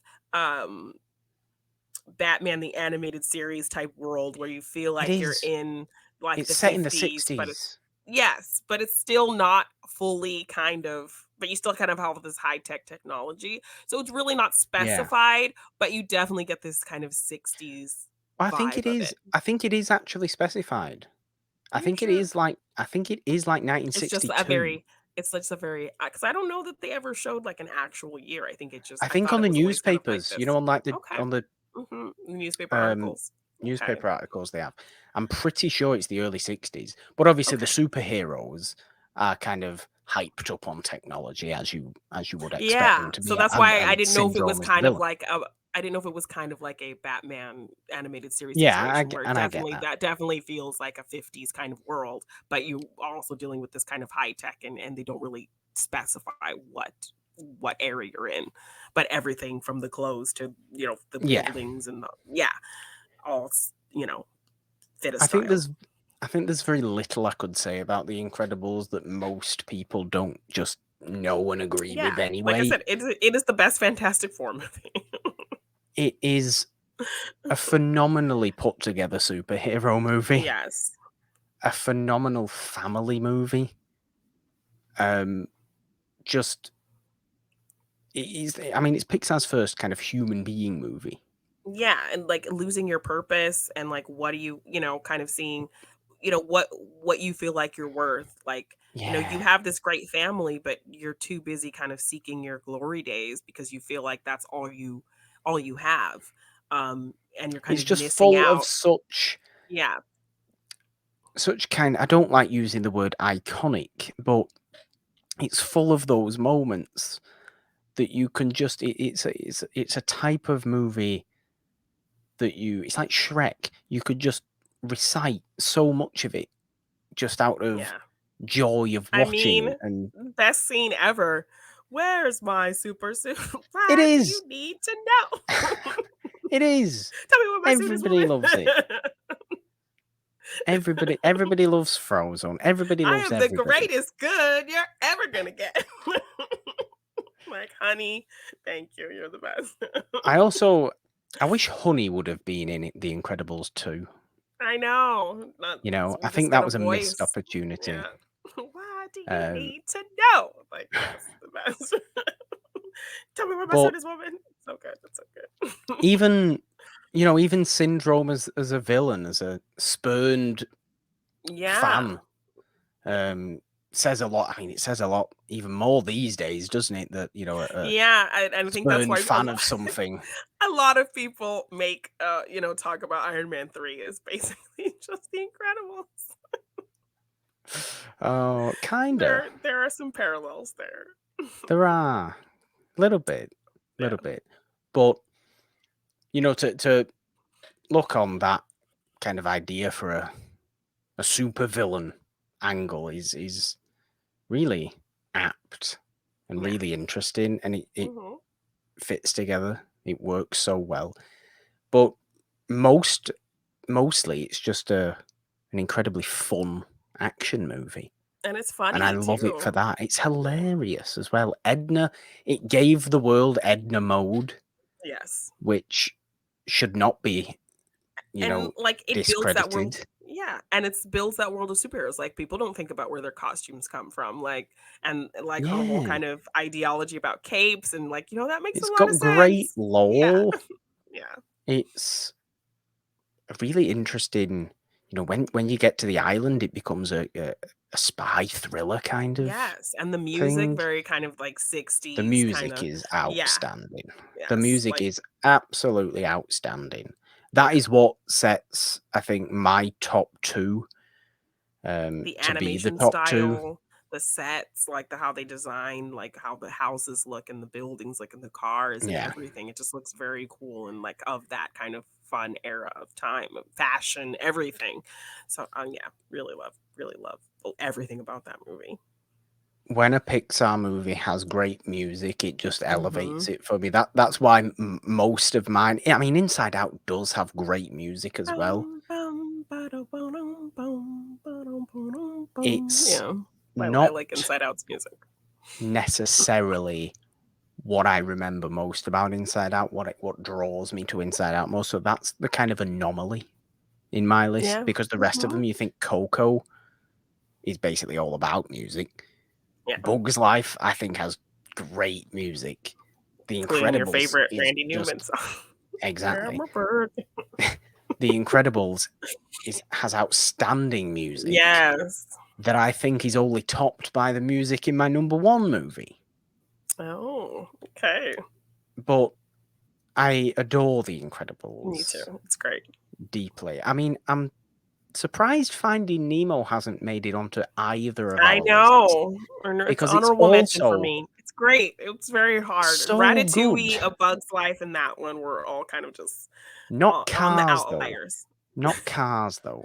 I Which we'll get don't into that. really I did like do a little poll. Cars. I did do a little poll, so we'll talk about that just right at the end. But yeah. So my number one, yes, was indeed Coco. I absolutely fell in love with this movie. This was a Pixar movie I actually went and saw in the theater like 4 times. Wow. I loved the music. I loved the story of the Day of the Dead and the whole family aspect. And yeah, the music just got me. The story was very particularly the ending Yeah. with Miguel and his grandma, his great grandma, with Yeah. Grandma Coco.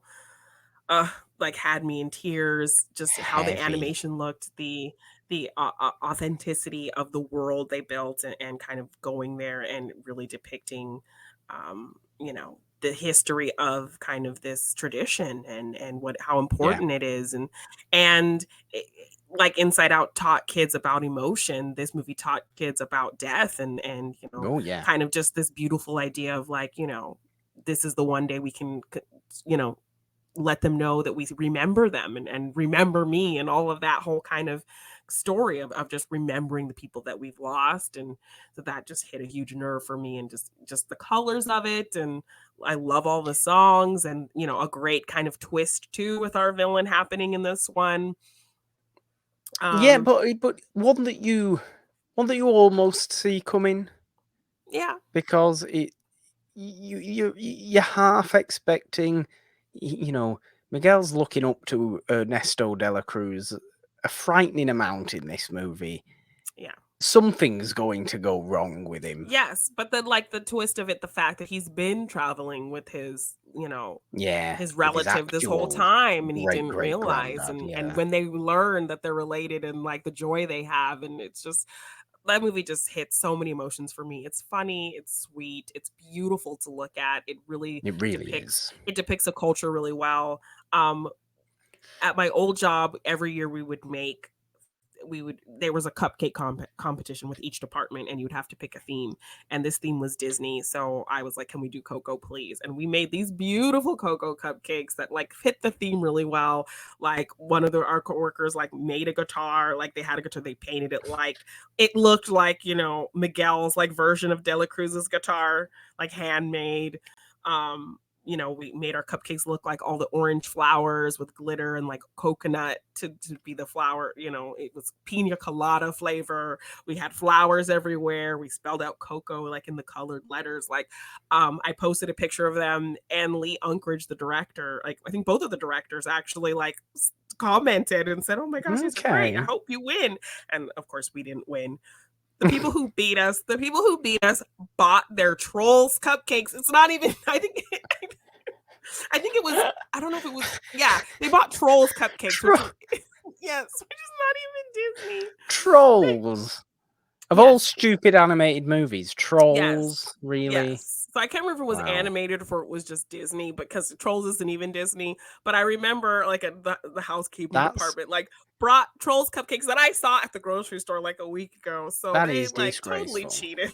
So we didn't win anything, and I was because they were beautiful. So yeah, I love Coco. It's just a beautiful movie, emotionally, like comedically, how it's animated, just really respecting a culture and explaining a theme of how we remember people and how important that is. And just love that one.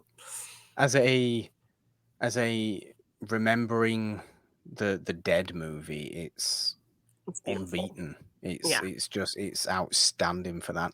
The reason it's 5 and not higher on my list is simply an age thing, in that I'm drawn to Pixar movies that have staying power for me.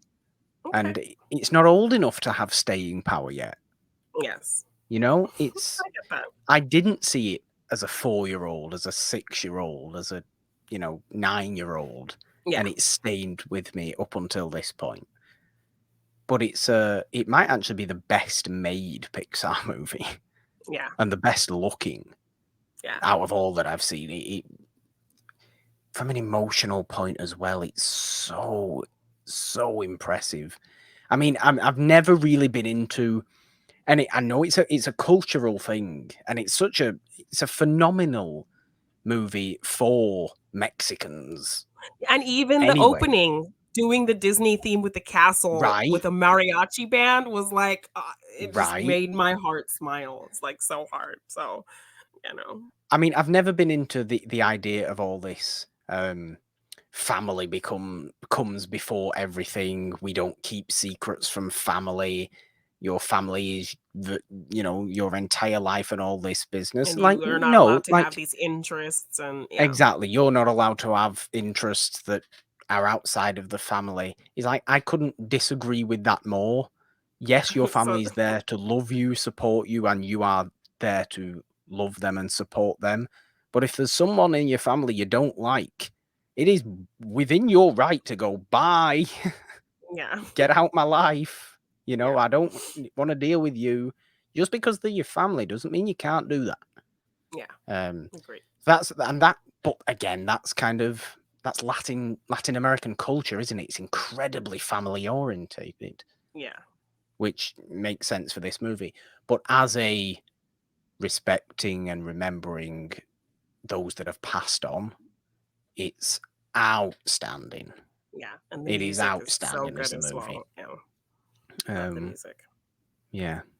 And nobody has ever, no animated character has ever looked older than Mama Coco. Yeah, Either. they like brought in, I think, one of the filmmaker's grandmothers and like watched her, and like she's a real person, and she's They somebody I think. animated Mama Coco to look so old. Yes. Like, not even Moana's was it Moana's grandmother, who also looks really Very old? old. Yeah. But nobody holds a candle to Mama Coco and the amount of Yeah. wrinkles on her That they face. put, It's yes. impressive. But yeah, Coco's great. And that is your number one, Jeannine. Yes. I mean, my number one is actually a movie I talked about last week on the show. Because my number one is, and I think always will be, Monsters, Inc. Yeah. I thought so. I talked about it last week, so I can't Yeah. really say more than what I said last week. I'm in love with Monsters, Inc. and everything about it. It's the sweetest, cutest, most friendly movie possible. Yes, and it like how they kind of adjust a world we know and make it adapt to monsters is like the cutest thing. Like I like that's a kind of a fun thing about Cars. Like Cars is not, one of my favorites, but I like Yeah. the idea of adapting a human world. What would that look like if everything was Yes. Cars?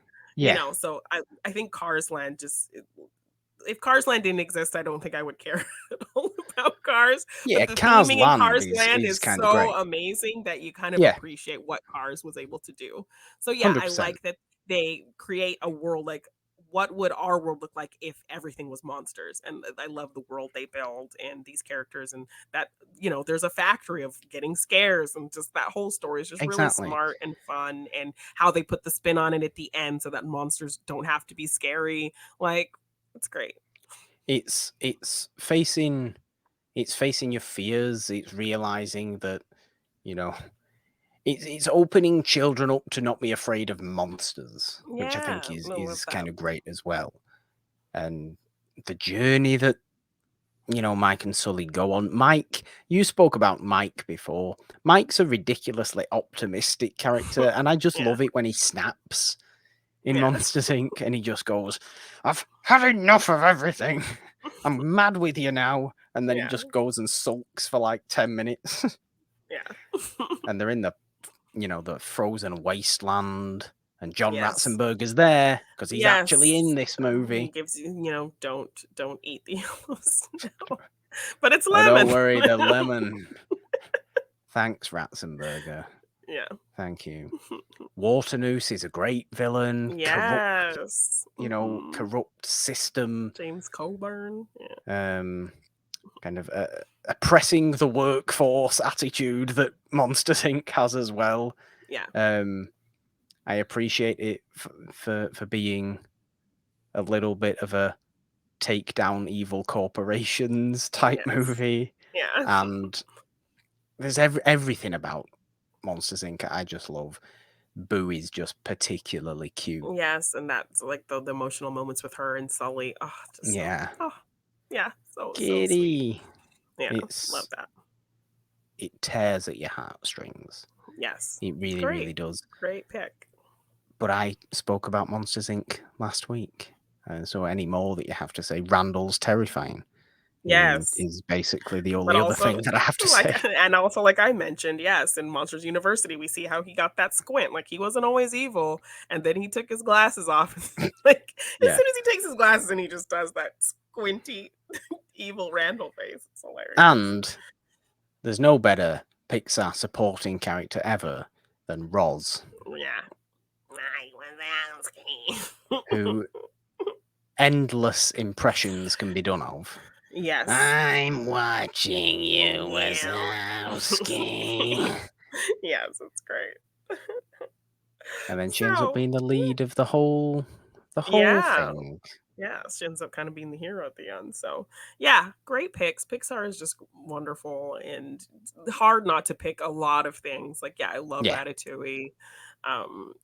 They're just a really unique kind of set of films that like to tell interesting stories and create characters you love, and all the characters maybe you don't care about too much. So I actually did a poll on A Twitter. poll. Yes, of people, what is your least favorite Pixar movie? So I picked the 4 that I believe were, like, the lowest rated on Rotten Tomatoes, Okay. and that was The Good Dinosaur, Cars 2, Brave, and Onward. People actually really liked Brave. It got 0 votes on the poll. I don't mind Brave.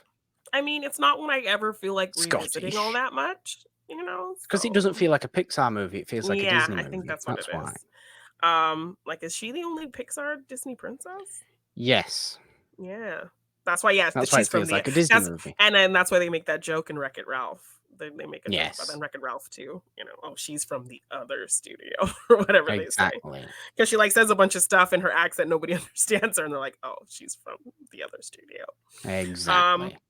but I put it on there because I think it was, like, none of them are, I think, rotten really, but, like, the lowest ones are, like, in the 70s where everything else is in, like, the high 80s and 90s, and Okay. Brave was, like, 78 or something like that. So, Good Dinosaur, Cars 2, Brave, and Onward is Brave got 0 votes, Onward got 6% of the votes, The Good Dinosaur got 31%, and Cars 2 got 63% of the vote Wow. and won the poll. So yes, Wow. people do not like British Michael Caine spy story with Mater in the lead kind of I story. I've never massively cared about the Cars movies. I think Yes, Cars 1 is fine. I don't even remember what happens in Cars 3. Like, I really don't. They were just massive for toys, weren't they? So Yeah, that's why they made 3 of them, yeah, because they were not massive critically. yeah, Like I said, Cars 1's fine. Paul Newman's in Cars 1, so yeah. you kinda You get gotta love you get that. you get Michael Caine playing, like, a spy car and, like, British espionage, and you, You like, do. you go to London, and that couldn't even, like, excite you at all, could No. it? But yeah, I think that's fair enough from the Yeah, public, Jeannine. yeah, I We think that's fair. appreciate. Thank you for Yes, voting in the poll for yes. the public's perception, or It's a Wonderful Podcast listeners' perception Yeah, of the worst Pixar movie. yeah, Let's hope more are like the ones we have celebrated today yes, in the yes, future. definitely. Jeannine, let's finish off this episode with a nice bit of fun and games. Yes. We have something a little bit different today because Pixar like their Easter eggs and teasing us as to what movies they're going to release in the future in past movies. You get little hints in there of what's going to come that nobody ever knows until the next movie has actually come out, and then you go back and watch the previous movie and you And you're spot like, a little "Oh, something. they were telling me what movie was next." Yeah. Exactly. Mhm. They were. But Pixar's very good for its Easter eggs. Pixar's also very good for creating this seemingly continuous universe. Yeah, so the Pixar theory, I The actually Pixar theory. I got really kind of in depth with that and was like, "This is really interesting." Like, this It could is very, actually, very yeah, interesting. it's a really interesting read. So I would check out the Pixar theory. I wonder how it plays in now with new movies like Lightyear and Turning Oh Red and yeah. all of these I new mean, things and Turning Red, I think, Soul. would fit in fine, but Yeah, it but then you have Lightyear Soul and would be very Onward interesting. and yeah, But definitely. then again, is Lightyear very interesting, or is Lightyear also almost the most obvious one that fits into it because Lightyear is Yeah, just because an it in-universe movie? yeah, I think that's all that needs yeah. to be said about So, Lightyear's contribution to the Pixar theory, isn't it? I yes. don't know. But yeah, these But Easter eggs brought about. So yeah, we're doing a fun game where we're gonna try to guess what Easter egg appears that reveals the next movie because it yes, happens in several Pixar films. it does. I think I've taken the Kind of first first half. kind of half of Pixar movies. Janine's taken the latter half. We've got So we don't have 5 any movies, overlap. 5 Easter eggs each. Yes. But we're going to see who wins this game today. Are we going to do a point system? Sure. So we do have multiple choice. So if you can't guess right off the bat what the Easter egg was that revealed the next film, Yeah. and I think maybe lose a point. Maybe you get 2 points and then lose 2 a and 1. point. Mhm. Let's do it Schmodown format. Mhm. I'm happy with that. I'm happy with All that. right. Jeannine, would you like to ask first or answer first? I'll ask first. You'll ask Okay. first. Oh, okay. So Morgan, what in Brave reveals that Monsters University is the next movie? Oh. Do I risk it? No, we're not playing we're not here to play a risky game. I've got an idea. Okay. I'm going to request a multiple choice. Okay. Is it a tapestry with Mike on it? Is it a stuffed toy that looks like Sully? Or a wood carving of Sully? It's a wood carving of Sully, I think. That is correct. Because I was thinking stone carving. Mm, So, would you have given me stone carving? no, I would not. Ah, yes. Applause. 1 Different point to materials. Morgan. Good job, Morgan. 1 point to Morgan. Jeannine, Yes. what in Finding Nemo enlightens us that The Incredibles was to come next? I believe we see a kid in the dentist's office reading like a magazine or a comic book with Mr. Incredible on the cover. Well done. That is exactly what we see. 2 points for Jeannine.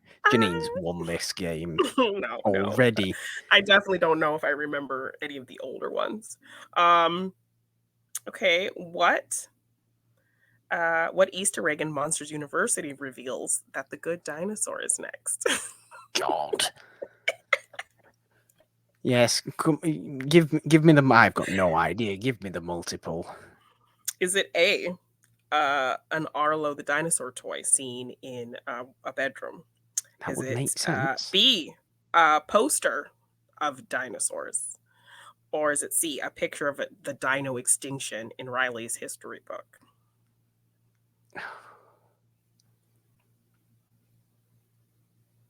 Riley. Wait, Riley's Oh, sorry, history book. in Sully's history book. Sorry. Oh. I'll go with a stuffed toy. Yes, you see a dinosaur toy Yes. in one of its child's bedroom. That was a guess. Yes. It was a guess. 2 points for Morgan. Good job. Jeannine.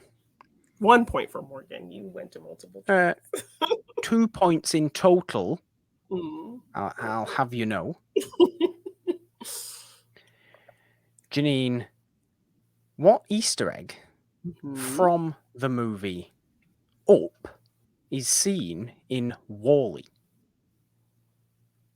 Ooh. I believe it is Carl's walker. Oh, for God's sake, you're so good. 4 points for Jeannine.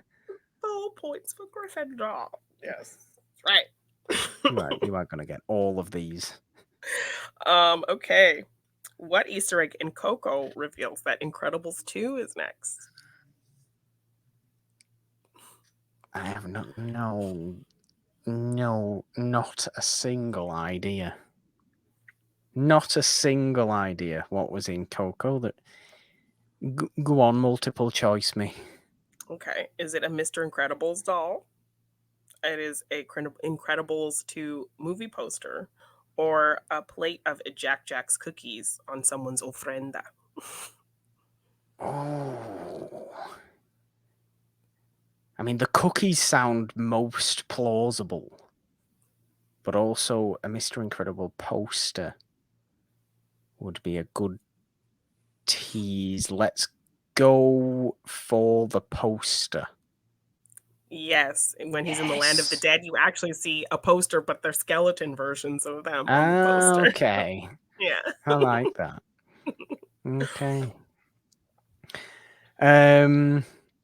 Jeannine, I've got a feeling you'll know this one fairly well. What in Monsters, Inc. enlightens us that Finding Nemo is coming next? Oh, Boo hands Sully a Nemo toy, a stuffed Nemo fish. She does. She does. Yes, That's it's very exactly cute when what she's handing happens. him all her toys and showing him all her toys. So cute. All right, Morgan. In Finding Dory, Oh God. what reveals that Cars 3 is next? Oh Jesus. Well, I've not won, have I? So I might as well guess my way to not getting an answer wrong. Jeannine, give me the multiple choice. Okay. Is it a Lightning McQueen t-shirt that somebody's wearing? Is it a car that looks like Sally driving on the road? Or is it like a Lightning McQueen band-aid on somebody's finger? I'm going to go with a car that looks like Sally. That is incorrect. Ooh. It is the band-aid. The guy driving the truck at the end that they're trying to stop. Yeah. He's wearing a Lightning McQueen Okay. band-aid. Okay. What? Okay. Final one. No, it's not. You've got two more. Two more. You've got two more. I've got one more. Yes.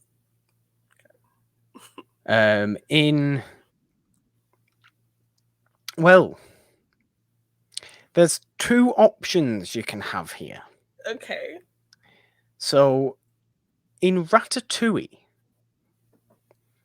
there is something that signifies, or there's something from Wall-E. Okay. There's also something from Up. Oh. And you can name either. Okay. Wow, I think I might actually have to go to multiple choice on this one. Okay. So, what do I have here? What do I have? Oh, maybe I won't be. I don't think I can do the multiple choice. I've not done multiple choice for both things. Okay, well, what thing did you go with? The Wall-E thing, which Okay, is well, actually the movie that came after it. next. So, yeah, okay. So then So, go with that. Is there a kitchen appliance that's shaped like Eve? Okay. Is Hal the cockroach in someone's house? Or is there a Wall-E shape in a Parisian metal fence? Oh. I'm gonna go with Hal the cockroach. Hal the cockroach is in Linguini's house. Ah, okay. Yes. How'd he get all the way to Paris? I have got no idea. You could. Do you want the one from Up as well? Oh, yes, yes. So there's a shadow of Doug, the dog. Oh, yes. I do remember that one. Yes. Yes, in Ratatouille. Yeah. All right. Final one for you. This is fresh. The freshest one.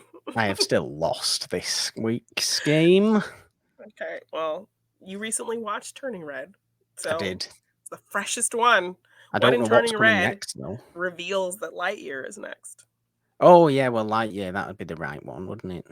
Yes. I've got no idea. It would have to be something related to Buzz Lightyear, probably. Someone wearing a Space Ranger. No, I'll get multiple choice, please, Jeannine. Okay. Is it A, a Star Command backpack with a socks patch on the pocket? Is it B, stickers of socks and the Star Command logo on a skateboard? Or C, a socks and Star Command bumper sticker? Ooh, I'll go with the skateboard. That is correct. Yes. Really guessing my way to this. Well, I only got one wrong.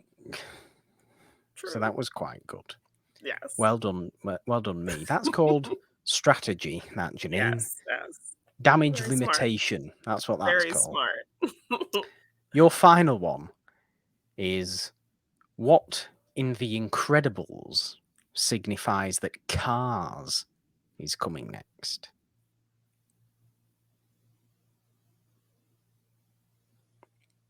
Ooh. A stump. Should I go for it? If you go for this and get it, I will be disgusted. but in a Is good there a way. car that looks like the Paul Newman car? Is that what it is? I'm going to need more specificity, Jeannine. There's a car. The car that looks like the Paul Newman character in Cars. Is that what? Because I'm generous, I'm going to give it to you. We see But a I would car like I in would The like the Incredibles. name of Paul I Newman's character in the judge is Cars. I don't can't The remember what his judge. I don't remember what his name is. The His name counselor or whatever. I don't know. I've his only name's seen Cars like his twice. name's Doc Hudson, Doc Hudson. Yes. and Okay. he is a parked car when the Incredibles are fighting the Omnidroid syndrome at the end of the movie. Okay. Got it. My multiple choice for that option, for those options. I mean, I've not even gone through my multiple choice options, which I'm sad about because I You thought took about a lot them. of time to create them. I'm sorry. Shows how much I care about Cars. Like, yeah, I My forgot. multiple choice for that one was Radiator Springs is referenced in a news report, Oh, okay. or there is a Lightning McQueen toy in the Par's house. Oh, okay. I'm sad I didn't get to say my multiple choice ones for everything now. Go for it. Just Well, my Monsters Inc. multiple choice ones were Boo has a Nemo toy, Boo has a Dory toy, or clownfish are seen in a fish tank in Harryhausen's restaurant. Oh, nice. Okay. My Finding Nemo ones for The Incredibles were the dentist patient reading the comic book. There is an Elastigirl logo on a building in Sydney. Okay. And there is a sunken wreckage shaped like the Omnidroid. Oh, nice. Okay. And my Ratatouille ones you had, and then my Wall-E ones for. Oh, did I say my Wall-E ones for Up? Oh yeah, we got that because you did the Carl's walking stick thing. So I didn't get the multiple choice. I didn't hear the multiple choice. So I had a broken photograph of a house with balloons. Oh, okay. And Russell's hat. Oh, okay. Those are good. Those are really good. Success. Yes. I lost the Easter game. eggs. Yay. Is that 3? What's that? What episode are we on? Is that 2 all on the games? Is that might be, I think so. No, because we tied last week, so it must be. Oh yeah, we did. We actually tied last week, didn't we? You're winning the games. 2-1-1 on the games. Well, I am wearing the ears, so you know. You are. Congratulations, Jeannine. Thank you. What another lovely, fun episode of Monday Madness this has been. Jeannine, it is not the only show we have on the It's a Wonderful podcast feed, nor is it the only thing you can find on the It's a Wonderful podcast YouTube channel. Because if you are watching this in full glory video, you can also find the watch-alongs, the live discussions, the other fun videos we have on this YouTube channel too. Hit the subscribe, ding the notification bell, and join us here on the It's a Wonderful podcast YouTube channel. We do, however, mainly live on the podcast feed, the audio podcast feed, where you can find this show in audio form. Morgan Hasn't Seen every Wednesday, and the main show, It's a Wonderful Podcast, every Friday on Anchor, Apple Podcasts, Spotify, Stitcher, Google Podcasts, Castbox, Amazon Music, everywhere else. We have the Patreon that has been going across the bottom of the screen. If you are watching, patreon.com/It's a Wonderful One. If you want to join us on there, a whole bunch of fun tiers that we have. If you are feeling generous, we also have the donation link in the description. If you want to donate that way, or find us on Twitter at It's a Wonderful One for the show. I am on Twitter at the Purple Don with a 3 instead of the E in the because, Jeannine. 3 is the magic number. On Instagram at just the Purple Don. All your Pixar loving stuff is where? You can find me at Jeannine Devine _ on Twitter, Jeannine Devine on Instagram and TikTok. If you want to get any merch for any of our shows, check the link in the description. We have a new Teespring shop. It's a Wonderful Podcast on Teespring. We have all our lovely designs, our cool spotlight design, one of my favorite designs for the It's a Wonderful Podcast show, Morgan Hasn't Seen, and Monday Madness. So check it out there. And if you want to purchase any of my art, as I am an artiste as well, you can find prints of my art for purchase at my Big Cartel shop at g9design.bigcartel.com. Well, there we go. Jeannine, I would like a Randy Newman impression, please. Oh my gosh.